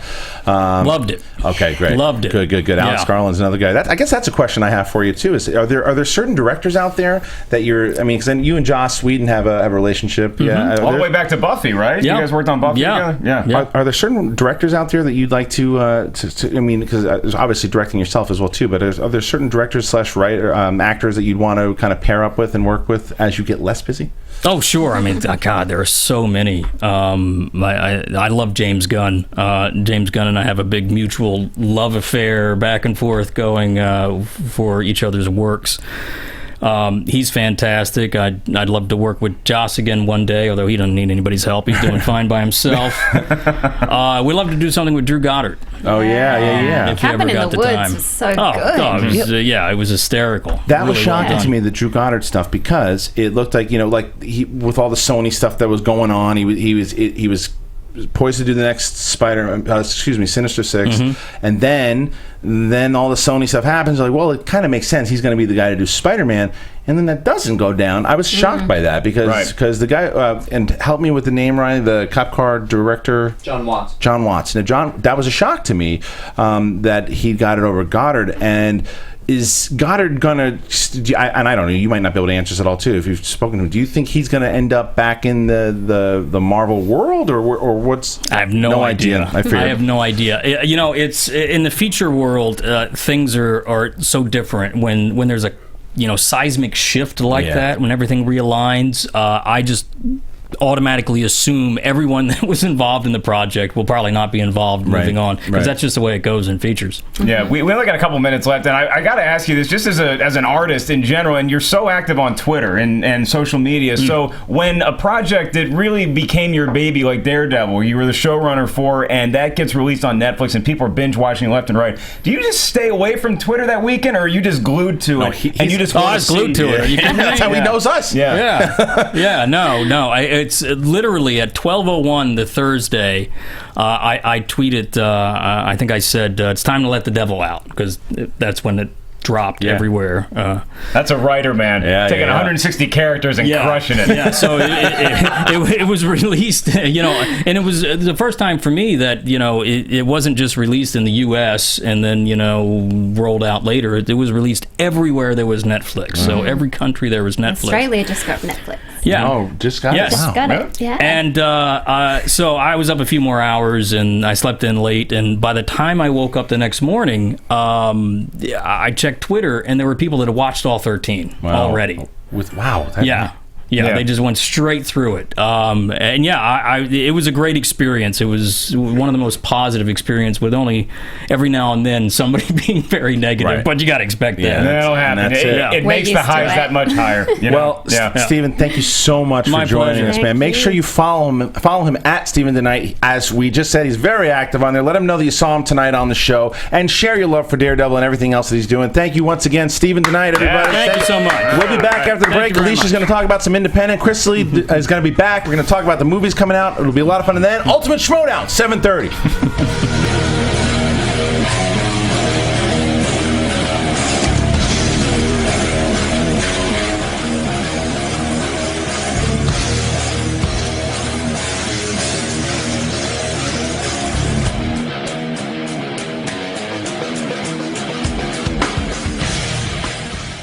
What's up, guys? Cody here, and for some reason the Schmoes are still letting me talk to you guys during the commercials. In case you didn't know, every week we're going to have recaps of the Ultimate Schmoedown matches. Here's Makuga talking to the winners and the losers of last week's match. All right, Schmoeville, here with the losers of the first round of the first contest of the second annual Ultimate Schmoedown Team Jedi. You guys put in a fantastic fight. We really did. Almost like you rigged it. It was almost like quiz show. It did feel that way. Right? It felt perfect. It felt like our moment. Yes, yeah. You know? And you guys buzzed through those questions. I mean, you like Ken Jennings. You know what you were like? You were like food to start with Q and White Men Can't Jump with Rosie Perez. I mean, right there. Right. I felt like Rosie Perez while we were doing it. Yeah, and you look like it too a little bit. Yeah, you got the, Oh, Schmoeville, I'm here with the champions of the first matchup in the first round of the 2015 Schmoedown, Team Newbie. You guys, I mean, you were on the ropes. You guys were like in Mike Tyson's Punch-Out after you get knocked down twice in the same round. You're dizzy, you don't have the select start to get back up, and all of a sudden you pull out Tim Roth, you fight your way back with the final Schmoedown. I mean, Jesus. Was it exciting to watch? watch? It was exciting. I loved every second of it. Holy terrifying. It was horrifying to experience. It was very horrifying. And I feel like I've been through battle. And you guys, what did we tell you? It's a lot of momentum, and then when you get up there under the lights, it is hot. It's hot. It's intense. Our next costume has to be naked. We're gonna be. You guys are so glad we got to round two because we're totally naked next time. In fact, Schmoeville, vote for why don't you vote? Yes. What you want us to be. Please not be slutty. Nipples have to be covered, and no like. I vote super showgirls, slutty. but that's just me. That's a lot of work, though. Yeah. Now, I don't know. You'll be able to catch all the Schmoedown breakdown episodes over on the SK Podcast channel, so go subscribe. Also on that channel are brand new episodes of JT Movie Thinks, the show where JT promised I would be on multiple times and only let me on once instead. Check it out. Fun get you on Comic-Con, but let's get to the meat of the show. I want to ask you, Adam, what is the last movie you watched from beginning to end? And again, I don't want this to be something you had to go to for a screening, not something you had to watch for maybe one of your podcasts. Just something that you caught on Netflix and said, oh, I haven't seen this, or maybe it's a movie that it's on your shelf that you've seen a million times, but you're like, you know what, I want to revisit that classic. So it would be a movie. So I started watching it last weekend, and I had to stop, and then I finished it this morning, actually. Okay. Big Trouble in Little China. Wow. And I have not seen that movie all the way through from start to finish in at least like 10, 15 years. I don't know why. I don't know why so long. Okay. But yeah, it's been a while. First of all, I'm a huge Kurt Russell fan. Yeah.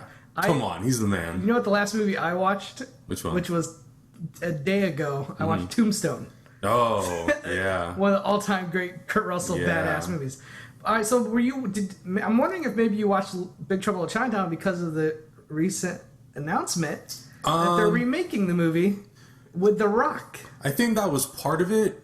Maybe subconsciously that was part of it. I think mostly it was just I was literally just on Amazon Prime and I was just looking to see what was on there, and it was like, oh, Big Trouble in Little China. I'm like, I haven't seen that in so long. I'm totally gonna watch this movie because I mean it comes up all the time in conversation. Yeah, just randomly people are like, oh, what's one of your favorite movies? It's like Big Trouble in Little China, and I haven't seen it in so long. I'm like, I really need to refresh myself. This is interesting because John Carpenter in the 80s was making these really kind of, I don't want to call them B-level movies, but they have that B-movie feel to them. Absolutely. I think, to me, John Carpenter's all-time greatest film, in my opinion, a lot of people probably say Halloween. Mm-hmm. I think The Thing is pretty close to a match. Yeah.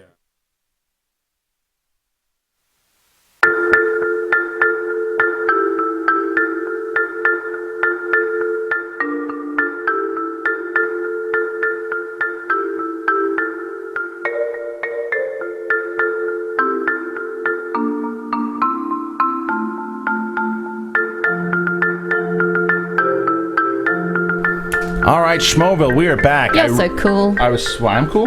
True romance. Oh, nice. I know stuff. That's good. I was really, really excited to have Steven Deknight here. That guy was awesome. What a lot of fun. It was great talking to him, too. It's like the guy's sitting right there, and he's the reason why we all went crazy on Netflix a few months ago. It was awesome to have him on there. If you guys are enjoying the show so far, by the way, please go on iTunes and rate this show, and then throw us a comment while you're at there. We love hearing feedback from y'all. Yeah, and I know there's some weird stuff that's been going on with the feed the last 2 weeks. Like for some reason, you're getting some old episode or something. If that happens, by the way, just refresh it and do it again. It's happened twice the last 2 weeks. We're working on it. So if you get a shitty old episode or something, just refresh it. They're all good episodes, Kristian. They're good. So just do that. Now, we had to talk. Do we have our special guest calling in? Not yet. Okay, look. So we're going to have Ken give his announcement because there's some news. There is. But before we get to the news with Ken, I want to talk about the After Hours show. Now, Kristian, you were supposed to be on the After Hours last year. Didn't get a chance to be on it this year. We're going to be doing it this year. Date or something? Yeah, I maybe. have to fly home. Yeah. Yes. Well, we are going to do it this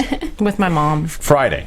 Not this Friday. Next Friday, the 7th. August 7th, ladies and gentlemen. It's a live show. It is one time. It will not be on YouTube or iTunes after ever again. You have to watch it live. We're sorry, Australia. Wake up early and watch it. Alicia's going to be there. Now, Alicia and I had come up with the format of the show. Yeah, some questions, which I think had you wondering about my mental state. There were some great ones, but we were also, and then I emailed everybody else who's going to be doing it. They're emailing questions, but you guys are going to be emailing questions as well. Now, we have Cody, Mr. Upham. Do we have a? You called him Mr. Upham. It's Corporal. Mr. Upham. Do we have the email set up for the fans? So here's how this is going to work, guys. And I want the ladies of Schmoeville to really get involved here too. Hello. There are 2 different email addresses for you guys to email questions to. You guys are going to email every question you want. And this is your chance. Don't ask movie questions. Ask that if you've seen the After Hours show and you know the shit that we're going to get into. Ask them all. I can't tell you that all of them are going to be answered, but there is going to be 2 email addresses. The first one, JTE or Upham. What are the 2 email addresses? All right, the first one is skafterhoursdudes@gmail.com. Okay. And what's the second one? skafterhoursladies@gmail.com. Okay, so there you go. Any questions that you want to ask the ladies, skafterhoursladies@gmail.com. Anything for the dudes, skafterhoursdudes@gmail.com. Makuga, you got something before we go to our special guest? Yeah. Do you just want to tell the fans who they're emailing and questioning? Yes, good call. So here is everybody who is going to be on the show that night. You are going to have myself, Mark Ellis, Alicia Malone, Ken Knapsack, Cobster. What? Yeah, Cobster. And those are and the man known as Tom Dagnino will be there. The ladies will be Alicia Malone, Sasha Pro-Raver, Miri Jetikin, Clark Wolf, and Bonnie Somerville. Oh my God! Those are your people. So make sure any questions you want, go ahead and do that. Their combined number, those ladies' combined number is in the thousands. Of what? Oh, wow. Okay, let's move on. Ken Knapsack. Ask the question. The camera's on you, my friend. A lot has been going on with you, buddy. I've known you for a long time here. Now, I've known you for what you've been doing in your personal life as far as with work goes, and you've been locked down to a job that you've been into for a very long time. 17 years. 17 years you've been in that job. You were on Jedi Alliance for the last year. Yeah. Both of those things you've walked away from. Yes, sir. Questions have been on the table as far as leaving Schmoeville. There's a lot going on here. Are you going to be telling us what's going on? I'd like to tell you, but I didn't want to create this hoopla and hubbub about it. It was just something we couldn't come out directly and announce. Okay. And I was at my other job for 17 years. That's older than Cody. Older than Cody. But I think you have a caller on the line that can maybe have some intel. I have a caller on the line right now that is going to give us some insight as to what Ken is doing on his next endeavor. Caller, are you on the line? Hi, Kristian. Hi, Mark. Hi, Lisa. Hi. That sounds like a voice I know. That sounds. Can I give a clue? This is really tough. This is tough. Let's see. I believe you host a show that we all know. I believe he referees a show. Wow, this is too tough for me to figure it out. You don't know it. Well, you sound awful lot like Hal Rudnick's boss, Andy Signori. Is this Andy Signori from? Oh, you got it. Andy Signori from Movie Fights. From Movie Fights. Screen Junkies, Andy Signor. How you doing, guys? Andy Signor. So, Andy, what the hell is going on with Ken Knapsack? Guys, Kristian, I owe you a big one. And to the fans, this is sort of still a little under the wraps, but Screen Junkies is planning to do so much more stuff coming in the second half of this year, and we just honestly needed help. And so I couldn't think of a better person to see if we could take him out of his long-form job that's not in the entertainment field and give him a job full-time in the entertainment field. So I'm proud to announce that Screen Junkies has hired Ken Knapsack full-time to work for us. Okay, Andy, two things I love about that. And I want to also warn your viewers, he's still going to do your show. How great is that? Yeah, he's still going to be the producer of Schmoedown. That's the biggest part. Andy, what I loved is that, first of all, everybody here clapped before you gave the announcement. Second of all, I love that you announced that the guy's name is Ken Knapsack is working for you. I can't wait to see that on the paychecks every 2 weeks. Now, what exactly, what is Ken Knapsack going to be doing for you guys? Actually, how do I say your last name? Knapsack. Knapsack. Yeah. Russian. Well, great. Russian. Thanks for not telling me earlier. What are his duties? What are his official roles over at Screen Junkies? I got your coffee ready, Mr. Signor. I mean, honestly, Ken's going to be doing a lot of development and producing for us and overseeing a bunch of new shows. But he's not going to be at liberty to say. It's going to be as high class as Steven was, not revealing anything for a little while, which was a great interview, by the way. Congrats, guys. You. How awesome is Schmoes turning into? I mean, you guys have like the coolest guests. I'm just blown away at your success. You guys are the best. And honestly, I'm just happy, Kristian, and thankful to all you guys for helping me find Ken, because Ken was doing it. I mean, Dick, I'm sure was doing a fantastic job at his job, but Ken needs to be doing so much more funner stuff. And I'm so excited that we're able to help him sort of do it. Yeah, man. I want to cry. Yeah, he's a perfect fit for you guys. He's going to kick ass. He is one of the best producers I've ever worked with, and I can't wait to have him over there with you guys too, especially for Movie Fights and just whatever else you guys are working on over there. I cannot wait. And the other thing I wanted to ask you about is too, how are you feeling about Hal Rudnick and Nick Mundy going up against the top 10 guys in the Ultimate Schmoedown? I just am entirely jealous that I didn't get an invite, Kristian. Thanks so much. You're like Bobby Heenan, man. You're gonna be here with them, I hope. Oh, yeah, good luck. I'm a busy guy, Kristian. Oh, look at you. Andy, before we let you go, too, I want to let you plug something that I was thrilled to be involved with, and I'm not sure when the exact date that it's going to be on air, so maybe you can tell everybody that thing that we shot a little while ago that we competed in. We got really sweaty. I tried to get a lot of you on, but yeah, we're Screen Junkies is doing our first ever Geek Games, which is a very fun, sort of nerdy themed outdoor challenge with activities and crazy fun stunts. And we have two teams competing in these really fun, geeky sort of things.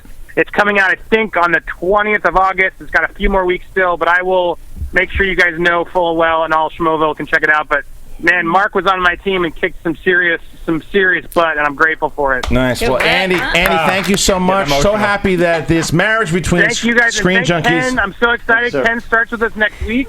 Yep. Next Wednesday. I'm counting the days. Yes, And sir. I can't wait for Ken and I to be able to then come on Schmoeville to reveal a little bit more about what we're doing, because I think our fans are going to lose their minds when they hear what we got brewing. I can't wait, Andy. Thank you so much, dude. Appreciate it. And we'll talk to you really soon, man. Thanks again. Talk soon, guys. Thanks. Bye. Ken, hey, Ken, hey. Look at you, moving up. Well deserved. McCoogs? So excited. You know, listen, Ken, you know I love you, and I'm so happy for you. This is amazing. But you're gonna shit on the guy's parade? Had he not won that Twitter contest and beat me, this would never have happened. That's true. For people who don't know what McCoog is talking about, back when we were on Toad Hop, there was a tweet war that whoever won would become the producer of the Schmoes No Show. Thank God it was Ken. It was Ken. We wouldn't even have a show right now. I know. I don't think it's God he has to thank. It's whatever girl was probably coming over to your place and was not going to Ken's place is who you should thank. And you know who you should really thank is Kristian, because Kristian really helped get that relationship solidified, as he's done a lot with a lot of us. He helped broker the deal to get Ken into Screen Junkies, and I think it's so awesome you take care of the crew like that. Thank you. And can I get a beer? Yes. And Ken, you deserve. How you feeling, man? Tell us about Hey, man, I feel great. Mark's not lying. I've known you now 11 years now, and 12 years, and there's been so many things over the years you've worked on, and you're our crazy leader that's going to take us up the hill. And sometimes we don't know what's on the other side of the hill, and sometimes some of our missions haven't worked, but you keep trying. And so I was coming out of my comic book shop, just bought some of my books, and you call me and you go, "I got something to get you out of where you are," and I was like, "Sure you do." But I'm going to listen because I've heard it before, and we've always gone in full bore. This is working out well. The pilot, Grasping at Straws, worked to a point. Remember the comedy tour we were going to do? A lot of things. Yeah. This one worked out. I was in the right place at the right time. My day job that I hated and defined me negatively for a long time is actually the reason I got this job, because of the management skills I have there. Yeah. Not just what I do on air. So it's How very do you exciting. feel about leaving that behind, something that you've worked there for 17 years? Very surreal. I mean, I went out. I had to deal with a bomb threat Tuesday night, and I'm running back to work, and I got need to do a movie on your three life. bomb dogs around me, and I'm texting JT, and I said, "I can't do JT movie things tonight. There's a bomb," and he goes, "The only bomb you're going to be talking about later on is pixels." That's great. Yeah. Nice, It's a JT. lot safer. Except he pronounced it Piesels. Well, that's the thing. I mean, the only Safer job. So I mean, what I love though is and also from coming with this crazy crew, and then now you're going over to work with Andy and Nick and Hal That's and so Dan. nice. I couldn't be happy for you, man. Congratulations. Thanks, man. I know Thank you. Schmoeville's been very supportive of you too, and I Yeah. know you're going to kick ass. And sorry to keep Schmoeville all up in flames, kick the dust. I didn't mean, we just couldn't announce it, and we still can't announce it. It is big stuff. I know you guys know some stuff coming down the pipeline. It's big, exciting stuff, and I get to work with JT on a daily basis. Oh, you get to tell him what to do again. Yeah, that's going to be interesting. Yeah. But that's good. Thank you all, and got thank it. you for the support. Thank you, Let's get Kenny. on with the damn show. All right, let's get on with the show. The guy gets a gig at Screen Junkies. He no longer writes the news. I know, unbelievable. Wow. Now we're going to move over a little bit here. I know it's for people who've been asking too. I didn't give the time of after hours, by the way. It's next Friday night, 9 p.m. to 11 p.m. Maybe 11. PST. Maybe 11:30. That's 9 p.m. for us on the West Coast, so you're gonna have to stay up later on the East Coast. But it's gonna be fun. It's gonna be worth it. It is. Let's talk about some stuff now that I wanted to bring up with Alicia. Her and I talked about it last week. Independent films, things that are going on. I know that there was a festival that you went to recently. Where did I go? No, I think you went to a festival. What did you want to talk about tonight? No, but I wanted to talk about two things. So firstly, you should go see Mission Impossible Rogue Nation in theaters this weekend. That's a great indie film. But if you don't want to see a big blockbuster, there are two great indie films people should check out. Listen to Me, Marlon, which might not be playing everywhere, but it's a documentary about Marlon Brando that I saw at Sundance. It's amazing because Marlon Brando voiced so much he would record himself speaking. So he basically narrates his whole life, and it's quite haunting. Really? No one else's voice. You just hear his voice talking through his life. And he had a pretty tragic life and pretty amazing as well. The End of the Tour is also out this weekend, which is Jason Segel. I was looking for movie theaters to see that this weekend, and it's limited release, right? Yeah, it might expand next week. But this is the one where I saw it at Sundance. I thought this is going to get, hopefully, Jason Segel some Oscar talk. That good, He's great. David Foster Wallace, he plays the really interesting author. But also, this week they announced the first round of movies at TIFF this year, Toronto International Film Festival, which is coming in September. Okay. and there's some really great What do we got? titles. So we got opening night is Demolition, which stars Jake Gyllenhaal. Right. It's the Jean-Marc Vallée. He directed it, and he did Wild as well as Dallas Buyers Club. It's also got Naomi Watts in it too, so that one sounds cool. Then there's ones from Cannes, Sicario and The Lobster, which I loved. They were my favourite ones, so I can't wait to see them again. There is what else? Black Mass, and there was just a new trailer for that today, So which good. looks incredible. Well, let me ask you. So you watched the trailer, and you're a Boston girl too. Yeah. So what did you think about the trailer for Black Mass? I like the trailer. I was really distracted by the way Johnny Depp looks, which I think I'll get over once The I start makeup? watching it. Yeah, I was so distracted by that.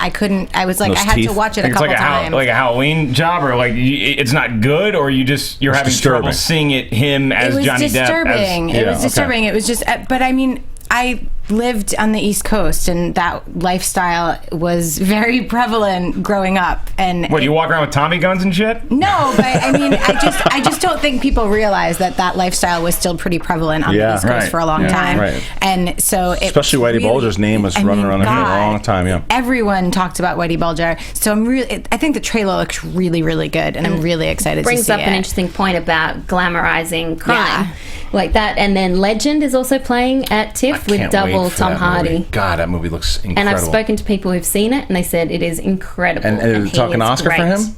Yeah. Wow. And that he's completely different as the two brothers. See, that's what it's going to really rely on. If you haven't seen the trailer for Legend, every single one has been better than the last. He's playing two dudes. Two dudes. It's like it's Goodfellas meets like Snatch. The way that the trailers look. Lots of energy. Yeah, man, I can't wait for that movie. That's one of my more anticipated ones that's coming out for the rest of the year. I agree. The interesting thing. Oh, sorry. Yeah, no, I want to hear more about this Demolition thing too, because Gyllenhaal comes out with Southpaw, and it's like, oh man, maybe he wins an Oscar for that when you saw the screenshot, but it's not really being positioned as an Oscar film because it's in the summer. Could Demolition be a movie that comes out and gets him an Oscar nom? Is he that good in that? I haven't seen anything. There's only been an image so far. But Based on the image, will he win an Oscar? Yes, he will. But that's the interesting thing about the Toronto Film Festival is this is when the Oscar campaign becomes real. Right. So a lot of movies, they bring them out at Toronto, get the buzz going, and then that continues to the end of the year. You've done this run before at Toronto, right? Yeah. What's the nightlife like there? Is it like It's so Comic-Con much where it's just fun. crazy parties and free booze everywhere? Makuga just woke up when he said that. Yeah, he perked up. There's tons of parties. There's lots of after parties. There's flashy premieres, and I love Toronto Film Festival because it has a mixture of indie films and then big studio films as well. How many nights is it? It goes for 2 weeks. Okay, and So how I'll long be are there. Kristian and I going to be there for? Yeah, come along. We should. Come. We should bring like a Join tent me. and inflate a bed. There's also the Danish Girl starring Eddie Redmayne, who's playing the first transgender. Oh, right. I've heard of this. Okay. Directed by Tom Hooper. That Okay. looks great. Oh, And yeah. Michael Moore, I don't know if you like him or not, but he's got a new documentary called Where Will We Invade Next? Oh, cool. Okay, yeah, I could get into that. It's about So Pixar? Is that a documentary? So those are the ones I'm excited for. Hi, kids. I'm the DNA strain from Jurassic Park. Let's talk about war. We're coming out with number 4 or 5. Okay, so that's everything coming out. It's any other movies that you did you see Cop Car, by the way? Yeah, I did. And did you like it? I did. Okay. I saw it back at Sundance. And I Okay, really and liked it. the end. Did you think the end turned into a little bit of a B movie? Just the end of it, maybe? Maybe a little Ish. bit disappointing at the end, but I just thought he shows such a great style with that film. I It's great to see love Kevin Bacon. I love in that there's some things in there where it got a little I don't want to say Benny Hillish, but it took me out of the movie a little bit. But the ending I thought was really well. Nice bow on that picture. Yeah. All right, great. Alicia, thank you so much. I'm looking forward to you doing more of that, learning more, a little bit more about. We're trying to show every range here that we can on Schmoes to where it's not just the big blockbusters too. We want to let you guys know a little bit more about the smaller films. Tell that you how may or may excited not I am. And then, I know. I want to do that every time you're on the show. We'll do it every week. And TIFF is in September, right? It's September. It's like mid-September. So Okay, I go cool. straight from there to my TED Talk. Now, what I want to do now is I want to bring in Upham. Upham, go stand in that corner over there. Great job, Copster. Good job, Copster. Well done. Break in 6 minutes. Welcome back, buddy. You were great in Severance. So Chris Lee, have you ever played Upham's Corner with us before? No. Okay, so Upham's Corner is pretty easy. Upham's going to have a couple of he'll have a couple of topics, and it's pretty that's Schmo's choice. And he's the co-star of Severance too, along with Copster. Great piece of cinema you can see on SK Podcast. I'm excited about the next movie too. Copster tweeted a pic about what it might be about. So before we get to that, we'll get to Upham's Corner All right, tonight. let's play that theme music. Looking for Corporal Upham. Yeah.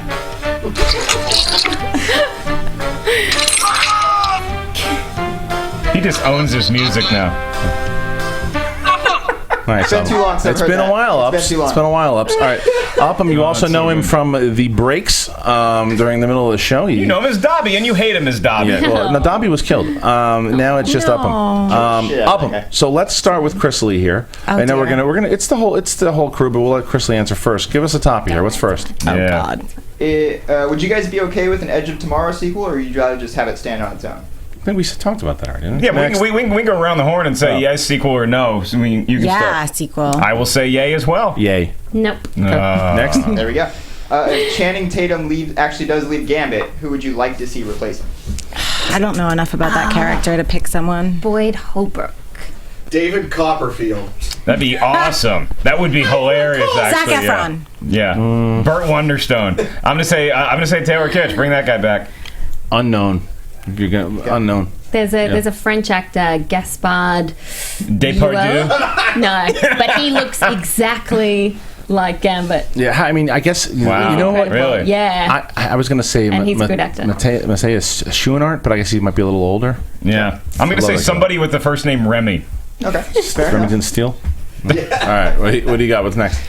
Which Tom Cruise stunt was crazier, the building scene in Mission Impossible 4 or the good plane one. scene in Mission Impossible 5? This is a good one. I can't wait to. I'll jump in on this first. what do you got? I'm going to say neither. I'm going to see that there's an underwater scene in Mission Impossible 5 that is crazier. I will go to the tallest building in the world or hang out of an airplane before you get me in a tank of water for that long. Even crazier than that, the motorcycles. The motorcycles are the most dangerous shit that's going on. I'm not touching a bike, but I'll climb to the tallest building in the world with a couple Coors Lights. Chrisley?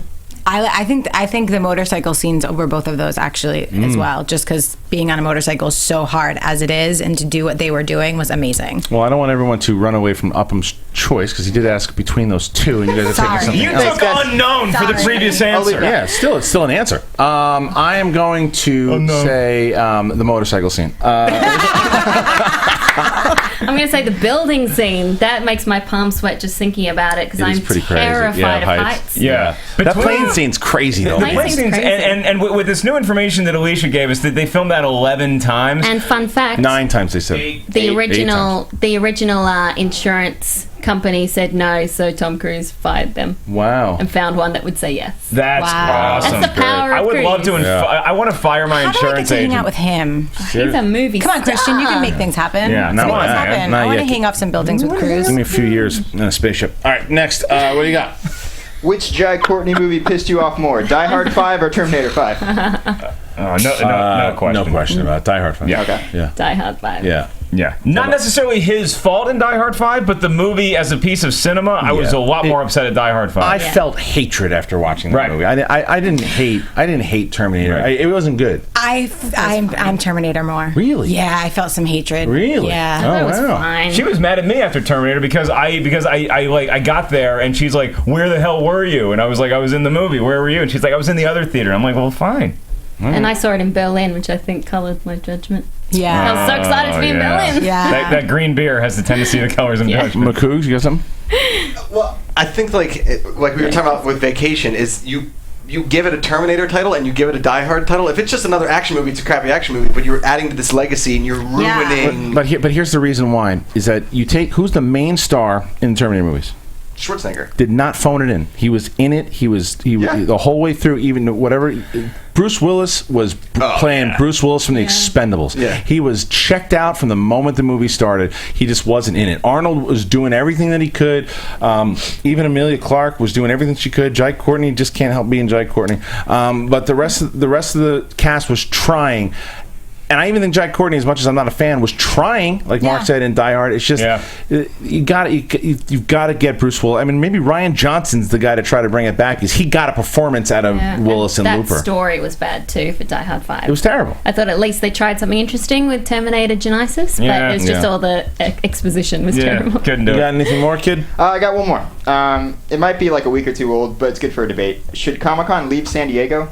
And Yes. if so, where do you want it to go? Oh man, that is a toughie. So it's overcrowded. I mean, it takes you so long to get across the road. Yeah. There's so many people. I love the city of San Diego. I love the downtown Gaslamp district. great It's city. great audiences, great houses. I love what Comic-Con does for the economy of San Diego. yeah. It simulates it more than the Padres or the Chargers, but I think that eventually you're going to have it somewhere Or expand. else. Yeah, can they build a bigger They have convention to. center somewhere else? They promised that they would, Yeah. and they haven't. That would Crystal, be do you great. think they should expand or get the hell out of there? I think that they should expand. I love that it's in San Diego, but they just have really bad traffic patterns for people moving there. True. Like they have not figured out how to have people cross streets effectively, Yeah. and you end up just With the train and Yeah, everything. it's just a Yeah. bad setup. If they were able to move it, but I don't want it to leave San Diego. The Chargers are still Fun waiting to for a go new there. stadium, too, so get in line. Speaking of stadiums, speaking of games, the ultimate Schmoedown is coming up Whoa. really soon here. But before we do that, JT, can you prep some of these memes?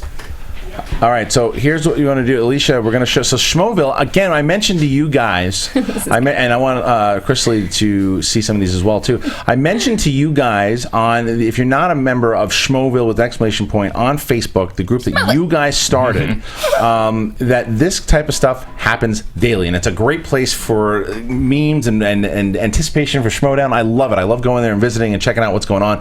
Here are some of the memes that were going on this week. Here's one does not simply bet against team profiles. All right, next. We have somebody who is Team Machinima. See, nobody cares. I love that. All right, next. Cocaine Donkey with a Cocaine donkey Donkey. doing cocaine. A lot of Mance fans there. Nice. After our match, Team Machinima, you will not live long and you shall not prosper. I like that. Star Trek, Mance, big fan. So you are Team Machinima, No, not Team Profiles. I can't do a Bane. All right, next. Yeah, I was going to say, that was real half That's terrible. Bane. Terrible. Scott Schmoeville needs you to become the Mance Man. That's funny. I like that one. I like that one too. This is the look of intensity. Team Machinima, have no fear. I like it. She looks like she just saw a cobra. Yeah. Shall we set course for round 2, Captain? Look at you guys. Very cocky. Team I like Profiles looks like they have the edge. it. Alice, you want to go to that one? I need to see something. I'm not going to lie. It's going to get weird. 2 cocaine donkeys. Next.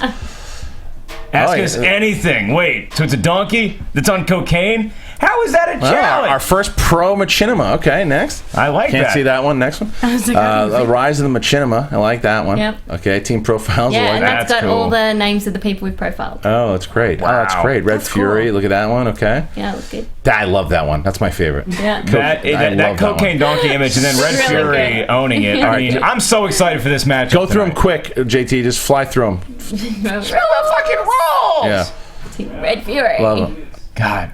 Oh yeah, I like that one. Just Oh really- shit! Yes. Let me see the one.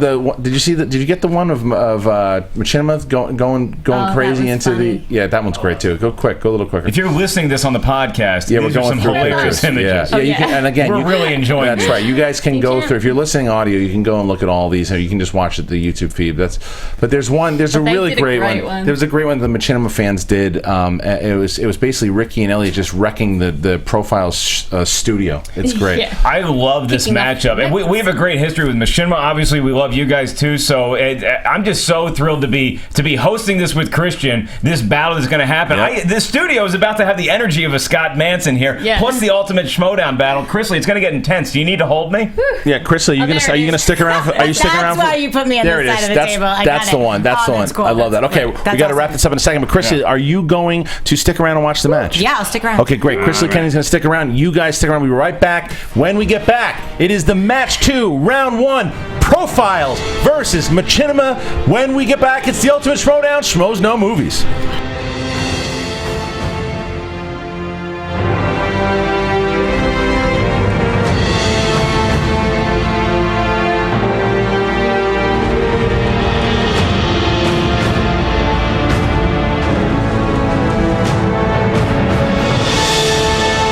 Alright, next up are a couple of excerpts from 2 hit podcasts on the Escape podcast channel. Horror Flicks and Top 10. We haven't. Okay. He says, "Hey guys, I have a pretty creepy personal encounter myself. My ex-girlfriend in high school had been claiming that there was a ghost boy in her house and possibly something else. I had never seen a ghost personally, so I didn't believe in them. One night, her parents were out of town and she called me crying because she felt someone watching her, woke up and saw a dark figure looking over her. The figure scurried down the stairs and then she said what sounded like a young boy crying from downstairs. She was in the house alone. I was skeptical. She's just trying to scare me, boyfriend, so I told her I would come over and check everything out myself. I used the key they hid out front to get in, and I used every ounce of strength to push open the door, and I couldn't. I kept pushing and pushing, and finally the door flew open. I fell inside and heard a sniffling. I looked over in the corner and didn't ever see anything, but there was very clearly the sound of a young boy crying. My girlfriend screamed upstairs, and before I can pick myself up off the floor, she came out of her room and screamed, "Run." So I did, and we got in my car. I kept asking her what happened and what the hell was going on, and she just kept curling up in the passenger seat and crying and shaking. Eventually she calmed down and showed me a clear handprint around her ankle and said that as soon as I came in, she was pulled from her bed and hid her dresser across the room. Jesus. Needless to say, that was the last time I ever went over to that house. That's right. Yeah, Collateral's, I think, is one of the best. It's Tom Cruise is a villain. Yeah, and a really assassin. good one. Yeah. A really good one. Damn good one. And the simple peril that he creates, the tension just between him and Jamie Foxx, especially as Foxx starts to realize who this guy is. Yeah. But I love that scene where he's just like that. Tom Cruise is talking about the postcard. Basically, he's like, "You're not going to do that. Yeah. Your life is fucking pointless, man. You drive a cab. That is the best. That is the aspiration, and that is the ceiling of your life, is driving a car around and picking people up. Right. You're fucking nothing." And you're like, "Oh my God." Yeah. And it's just that, man. Tom Cruise is a dick. I love it. It's so good because it underlies the believability of the relationship between Jada and Jamie. Like this idea that she would date a cab driver. Yeah. No lawyer dating a cab driver. I'm sorry. No. Only in the movies. That has to be one charming fucking. All right, that's going to be it for me tonight. I'll leave you all with a classic episode clip where Freddie Lockhart does his Morgan Freeman impression. We need to get this guy on the celebrity impression dating game. When was For those of you guys listening, Freddie's not only a great comic, he's a really, really good impressionist. And Morgan Freeman is dead Please do it. on. Please do Morgan Freeman. Lean on Me. Was that what year? That was 1988. The next year was 1989's Driving Miss Daisy, which we won Best Picture for. After that was 1990, Dances with Wolves, 1991, Silence of the Lambs, 1992, Forget It. Mr. Freeman, Yes. if I may, Mhm. when you take a lady out on the town, what's the night look like? Well, first I call on her father to ask if it's okay. Sure. And if he's still living and says yes, then I'll call a dim box, which is a taxi cab. And Yes. we'll go paint the town red, and after that, hopefully she'll sit on my face. Well, Mr. Freeman, I have to ask you. Like, we were talking about how the big 1985 movie was Back to the Future. How would you summarize that film? 1985's Back to the Future. There's a good movie right there. Yes. Takes me back. Does it? Takes me back to the future. Oh, I see what you did. Mm-hmm. Yeah, a lot of wordplay there. Uh-huh. I enjoyed that movie thoroughly. There's kind of holes in that story, though. What are the holes? What kind of holes? There's a lot of holes in that story. Number one, I wasn't in the picture. That's a big hole. I don't know how that happened. You didn't play. Did you audition for the role of Mayor Goldie Wilson? But notice how Marty McFly comes running in backwards into every scene in this movie. Why is that? Every scene he comes running in backwards. I don't understand that. I'll tell you guys.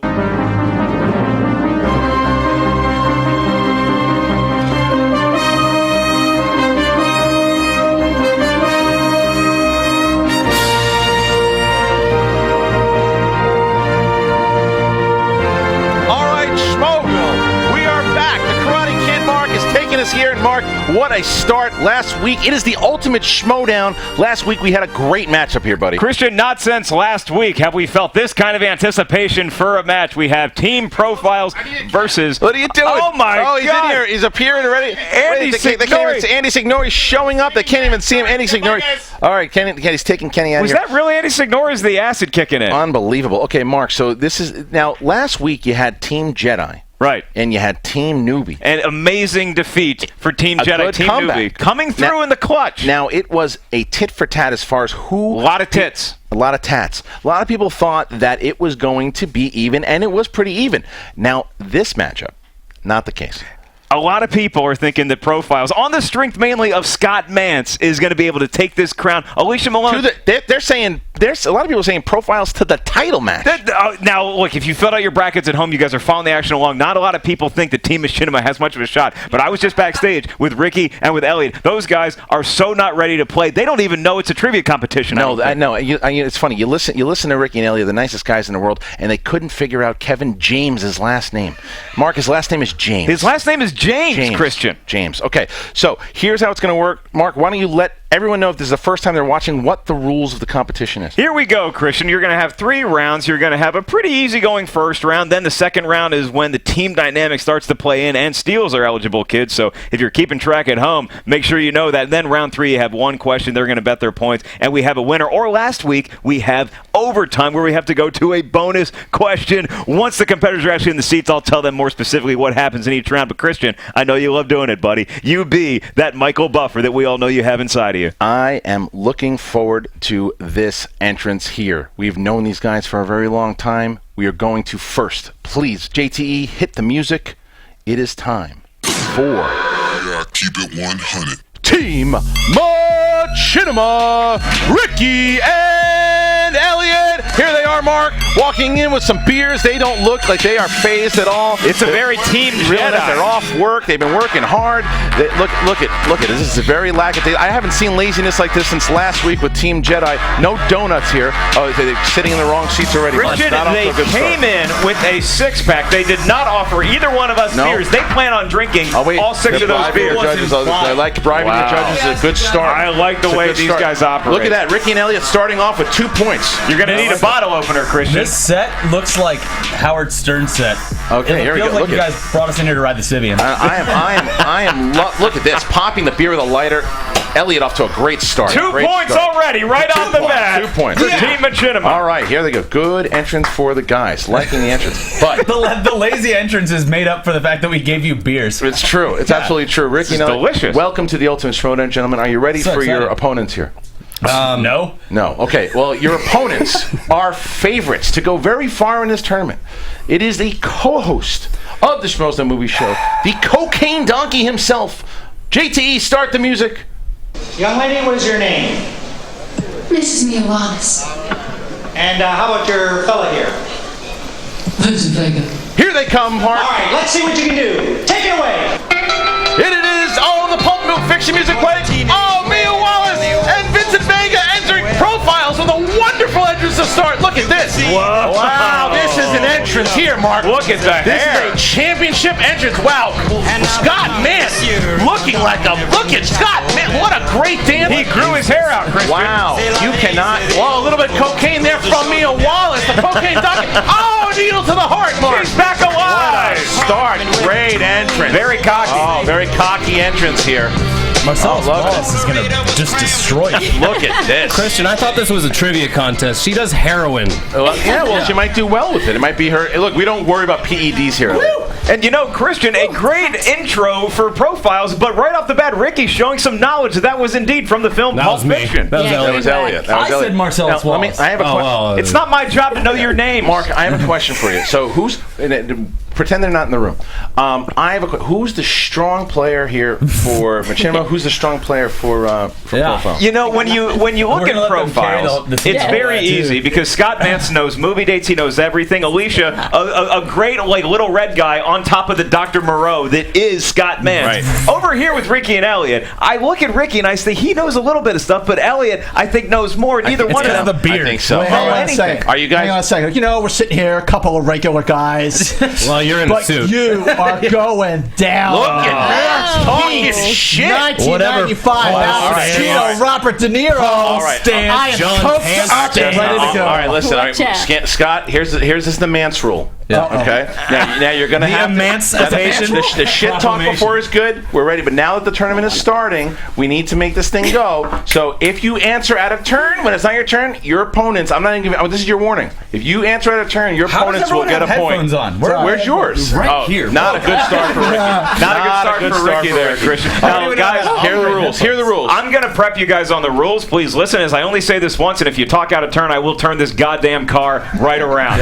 In round one, you guys are each going to get individual questions. The point total will count towards your team. There's no stealing in round one, so just feel free to hear the question and answer it. You cannot help your teammate in round one. Christian, are we ready? Almost. Mark, your computer sucks. I can't figure out. That is horrible language for all the kids out there. Can you make sure that I can... Wait, can we not cuss? Yeah. Fuck yeah. What's that? No cussing? Wait, do we have any? I'm not sure what you're trying to do. Trying to make it work. Thank God. You're all right, JT, let's start the theme music, my friend.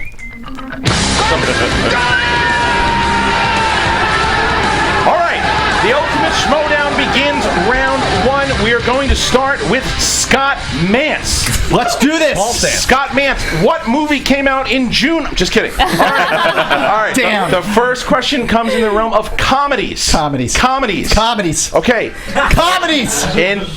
In Rush Hour 2, Okay. who played the Versace salesman that was going to turn Chan and Tucker's characters into the belle of the ball? And you can't help, No, right?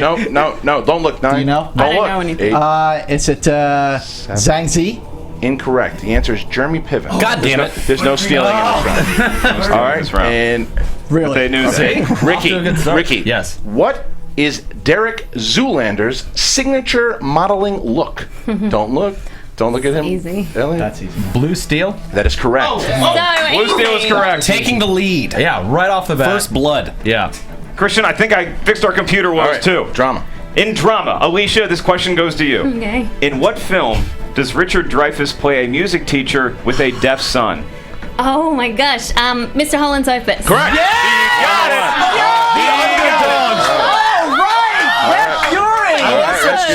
Okay. Elliot, right now. it is now your turn. Okay. What secret is Brendan Fraser's character keeping in the 1992 film School Ties?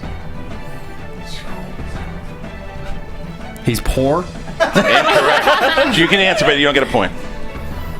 He's Jewish. Correct. You don't get a point. My Okay. All right. Here's My all right. second guess was that he's a peacocking. caveman. This is the category of current movie news. I love the Halo music, by the way. Current movie news. Scott Mantz. Okay. Who was the front runner to play Peter Parker in the upcoming Spider-Man film before Tom Holland was cast? Before Tom Holland was cast. Movie that would news. be, wait, this is movie news. Who is going to play Peter Parker? Cody. Don't look. Cody? No, that's not my I know, answer. I know. You got Let's a gotta 10, give a shout out to 10, Cody. Final answer. 9, Done. 8, 7. Do you know this? You can't help 6, it. I know I'm not. 5. Okay, wait. Ricky, very 4, strong on Was the it rules. Logan 3. Lerman? Incorrect. The answer- He's a little Ace of What's going on in this Still- place? still You're doesn't- supposed to do the news. Are you on Access Hollywood or some shit? You don't report that kind of news. Ricky talking shit. I like What it. is Mark. You don't report that kind of news. That was Ricky. like the hunt for the next pope. All right, we Ricky. all knew. Ricky, what actor has recently been rumored for 2 different roles in both Green Lantern and Wonder Woman? Oh, Don't look. Yes, if I get this right. Chris Pine. Correct. Wow. We literally reported on this morning. Yeah. We report on rumors, Paul Stantz. All rumors. All right. Famous directors. The question goes to Alicia Malone. Okay. Warren Beatty starred in and directed all of these films except which one? Okay. Love Affair, Bugsy, Reds, or Heaven Can Wait? That is a multiple choice question. Yeah. Love Affair, Bugsy, Reds, or Heaven Can Wait. That is a multiple choice I question. know, I'm thinking. You got a You can't 10, say all the have to think answers. I'm 9, thinking. 8. Reds. Incorrect. The answer No. is Bug. Oh, sorry. You needed Bugsy. How Damn it. dare Sorry, I you forgot. answer for me, You're right, you can do it on Kristian? me, That was gonna be. Sorry. What if I just left? What if I just flipped the computer and was like, fuck it? And he asked me not to do that. Don't tell them what happened behind the scenes. Production meeting. This question is for Elliot. Who directed the 1969 counterculture film classic, Easy Rider? It is multiple choice, Elliot. Was it Jack Nicholson? Oh. Bob Rafelson? Peter Fonda? Or Dennis Hopper? Dennis Hopper. Correct. He got it right, Kristian. He got it right. So I needed that multiple choice. What's up, guys? Yeah, you did Yeah. good. I I use a score. multiple choice right now. All those All right, here we go. geniuses out there Mance, on the internet. this is in the horror category. Horror. This is the horror. Who directed the 1976 movie Carrie, based on the novel by Stephen King? Who directed Carrie? That would be. And what week did it come out? No. Okay, that was 1976 Carrie. That was Brian De Palma. Correct. Yay! All right. Okay. Damn it. We're back. All right. We're back. You're still Ricky. less than that. Ricky, in what campy horror classic does Kiefer Sutherland play a villainous vampire? Oh. Jesus. Invasion of the Body Snatchers. Incorrect. Lost Boys. Lost Boys. Speaking of Lost Boys, Kristian, Team Machinima thrown for a loop with Ricky's dumb answer. Yes. Oscar movies. I wasn't gonna get it right anyway. Alicia. Helen Hunt won the 1998 Best Actress Oscar for her performance in which talkie? Oh, I thought that was going to be It's a movie with dialogue. choice, but it is as good as it gets. Nice. Give the point to Red Fury. My girl! Point to Red Fury. My girl kicking ass! Wow. And as sexy as it gets, we go to Ellie. I have to say, Alicia Malone making a strong appearance compared to last year. Closing out Crocodile round Dundee one. is your name. Elliot, the question is to you. How many Oscars has Paul Thomas Anderson won? For director, right? How many Oscars Jesus, because he executive produced has Paul Thomas Anderson won? Oh, God. 10, 9. 2? We were looking for a goose egg. We were looking for a All zero. right, That might be a trick answer. That is the Looking for a end zero. of round one. Cody, what is the score? Ace, what is the score? Tied 3-3 going into round 2. Now, you guys are all aware on how round 2 works, We need to correct? drink more. All right, so Ricky, the way it works again is so you guys, because it's 3-3, it's tied.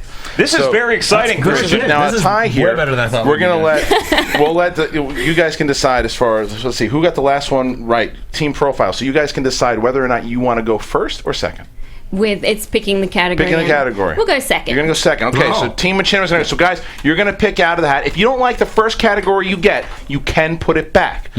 Second category, you have to go. Then you must decide out of the two of you guys who's going to go to battle.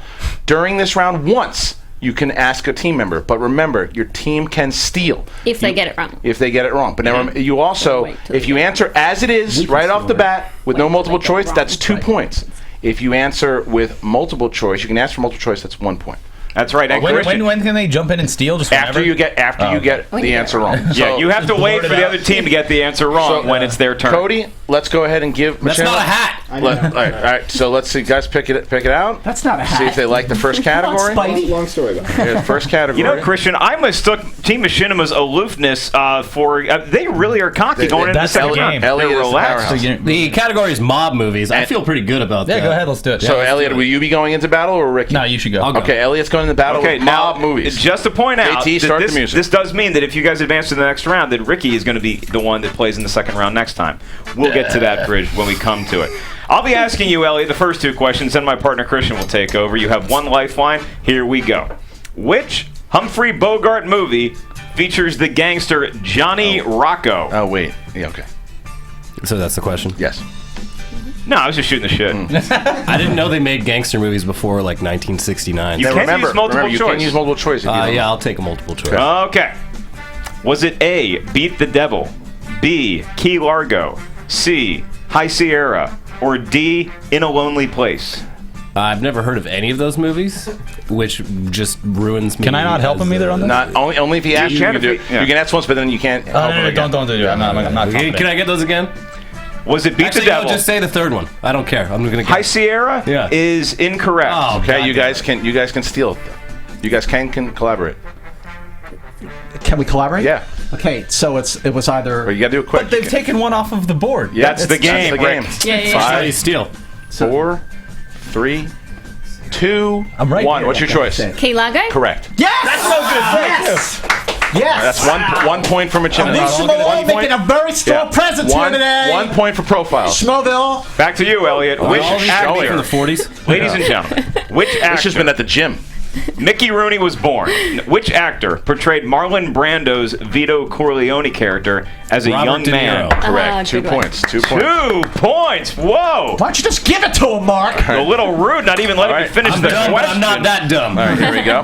Who directed dumb. Denzel Washington in the 2007 film American Gangster? Ridley Scott. Correct. 2 points for Machinima. This Elliot. is a class. Now this Scott. last one you can collaborate with Ricky because you haven't asked him. Shifting into third gear. What 2 states do the majority of Donnie Brasco take place in?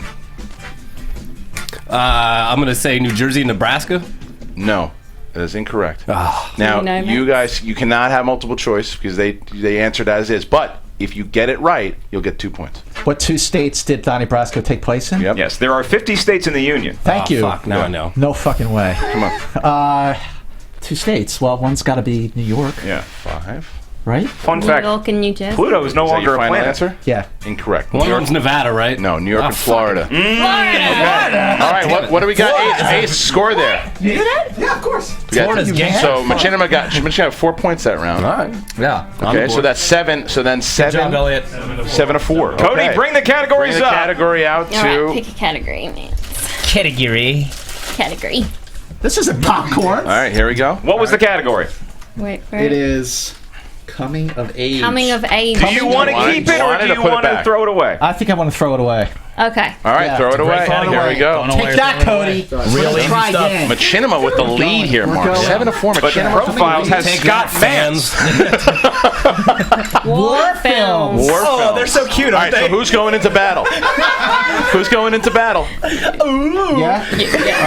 Man's hesitant. That was an No, that Olive was Garden not- commercial that was not moment. hesitation. You look hesitant. That was courtesy because I'm conversing with my All partner. right, all right. Okay, so it is going to Scott Mans then. Yes, sir. War films. Okay, here we Now go. to 7-4. Who played Mel Gibson's eldest son in The Patriot? I know this one if you don't. Mel Gibson's eldest son. Oh, that's Heath Ledger. Correct. 2 points. Give him 2 She points. knows. She's from that place where they put all the convicts. Okay, that would be New Zealand. Who directed the war movies Passive Glory and Full Metal Jacket? Stanley fucking Kubrick. Wow. That is incorrect. We were looking for Stanley Kubrick. All right, look at that. So 2 points for Machinima. I mean, excuse me, Profiles. Okay. Major is a character in which 1970 war film? Patton. I'd Is that like your to final answer? Wait. You screamed out Patton. Sorry. You can steal it. Catch-22. Correct. 2 points for Machinima. Okay. Wow, I did not see that coming. I didn't see that coming either. All right, here we go. Great book. This is the last question here. Which film was not part of director Oliver Stone's Vietnam trilogy? Which movie was not part of it? I think Just name any movie. Yeah. You know what? That's Avatar. Hold on. No, say it because I know the 3 films that are. No, because that's a loaded question. Hold on. No. The answer is Jurassic Park. You can't get 2 points on it. It was a bad question. I know the answer. You know the answer? I know the answer Okay. because I know that the Well, 3 movies all right. that were Then part what's the answer? of his So what's the trilogy. answer? The answer of his movies that were Yeah. part of the trilogy were Wait, Platoon. no. This is not. Whoa. If he gets these 3, You This can't is make not- your own game out No, of this. this is a bad question. Hold on. Sorry. This is a bad like question. It's a Vietnam, multiple there are choice rules. question to I know the start. It answer. was a bad question that was Too put bad. in there. Hold on. Sorry. Okay, here we go. boys, take out the trash. Your mom and I are talking. Okay. I know the Put the answer. cocaine donkey out to pasture. Meryl Streep received her first Oscar nomination for her performance in which film? Deer Hunter. 2 points. Whatever. Whoa. right. Bo's improvising. All right. Man's Yes. improvising. What's the score here, Ace? It's Profiles 10, Machinima 9. Wow. Oh, wow. 1 point. No. This is a close race, super man. close, man. Really All right, so close here, race. all right, I thought we'd have 0 right here's now, how this so- works, guys. So that round 3. So Upham will give you guys the category. From that category, bet your points. Then you have to show Upham what you bet.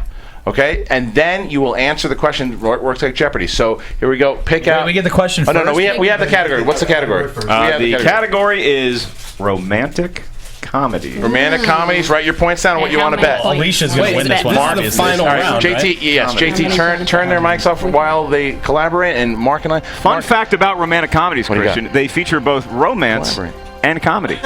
Oh, yeah, that is very true. A lot of Julia Roberts, a lot of Katherine Heigl. What is your favorite romantic comedy? You know what? I'm not going to ask you that because you might say one of the questions. Platoon is not a romantic comedy, not. Kristian. Okay. Though it does have some lighthearted moments. Mark, this is a matchup here. This is a lot closer And you know, than we thought it didn't would be. expect it to get this heated. We thought Vance might run away with Okay, this. I was making a point, but now we're done. Upham, get your points. All right, let's see. Here's your points. All right. Question. Don't tell me. Don't tell me. Can we try again? No. Don't look at their points. You have their points. Okay. So is Take this their one points like away. first to answer? No. You guys are whoever. Don't worry. Wait, Just, so like, Don't say your points. you got. Just don't tell me how many points you have. So here's what you do. Give it. But if I don't even know what I'm Yes, Just give me your Is this point. the one that I have to answer? You both can collaborate here. Do you have to get everything right? You have to get the question right. And It's only one question. So it's like Jeopardy. Oh, So what I we're can gonna write it down. we're gonna ask now is we're gonna ask the question. You're gonna write down your answer. Then I'm gonna give you a little bit of a time here to answer the question, and then we're gonna find out how much points you bet. Cody, you're gonna let us know what. they Boy, bet, this is okay? exciting. Are Here you we guys go. ready for the question? Here we go. Here's the question. Romantic comedy. write it down. You write it down. Don't let your opponents see what you wrote. Name a film in which Catherine Zeta-Jones plays a love interest of John Cusack. Okay, Name write it a down. film Just write it down. in which Catherine Zeta-Jones, Yeah, 30 years, Michael Yeah, Douglas you guys is can Jr. collaborate. plays a love interest in one of John Cusack's movies. Sure. All right. Okay. All right. Answers on the table. Yeah, let's go. Hurry up. You got 5. I'll give you 5, 4, 3. No. 5, 4. You got to write something 3. down. You got to write something down. Let Elliot do it. Write it down. All right, Elliot. Drop the pen. Yep. All right, here we go. Okay, here we go. All right, so it is 10-9 right now. We're going to go to profiles first. How many points did you bet? 6. 6 points, which will give you 16 points if it's correct. What did you pick? High Fidelity. Okay, now let's go here to Team Machinima. How many points did you bet? We bet it all, Bob. You bet it all at 9, which would give you 18, would be 18 points. If you get it right, you could win the game. What's on the paper? High Fidelity. Machinima wins the game! It is a big upset here in the Schmoedown! Machinima taking out the brackets! Oh my God! The brackets just exploded! Burning! Oh my God! Austin Douglas wins the title! Because we hate you too. Wow, I can hear Schmoeville screaming at the computer! Machinima, Ricky, and Elliot! Look at Elliot doing a victory dance, and he deserves it. What a dance! Oh, he deserves it. I fucked up. You deserved it. Oh, it's a great dance. Keep doing it. What a great dance. Mark, man, look. Yeah, well played. Well out of the tournament. All you needed to do is bet all your points. We didn't even get a chance to play again. That's it. You wanted to bet all your guys. Should we bet it all?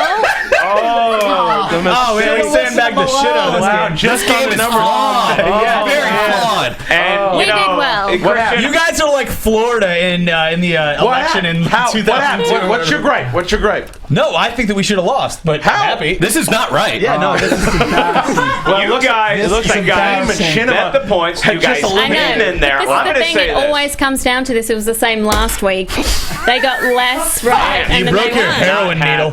Unbelievable. Okay. I don't know what's more surprising, Kristian. The fact that Profiles lost, or the fact that Ricky and Elliot have to come back to this studio in a few short weeks to play I in gotta round drive to 2. the canyon again. Guys, how are you feeling about the victory?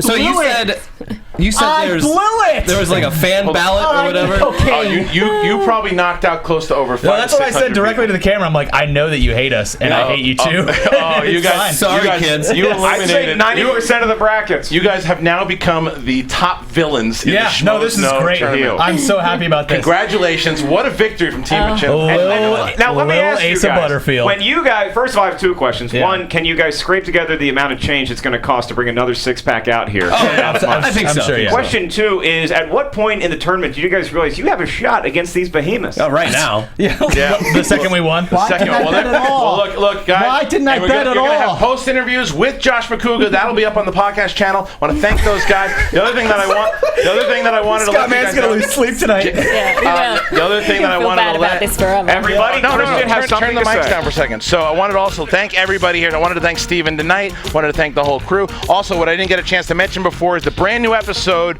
of Movie Threesome is up. What I need you guys to do over there, I have the link in the description right here for Movie Threesome. Please go there, and you guys get to. Tiffany and I make bets all the time here every week on this show. You make bets with a lot of people. But you guys go and do #LoserShould, and you get to dictate everything that we do. It's up to you. Go in there and show them the support too. They want to see all the Schmoeville love. Go to the Movie Threesome link. It's there in the description. We want to thank Scott Mance and Alicia Malone, Team Profiles, Ricky and Elliot from Team Machinima. Make sure you follow all of them on Twitter. The whole crew here, Ken Knapsack and his new endeavors. Thank you to Steven Deknight and to Kristian Kennedy for coming in. That's Kristian Harloff. I'm Mark Ellis. Peace out, Mother F's.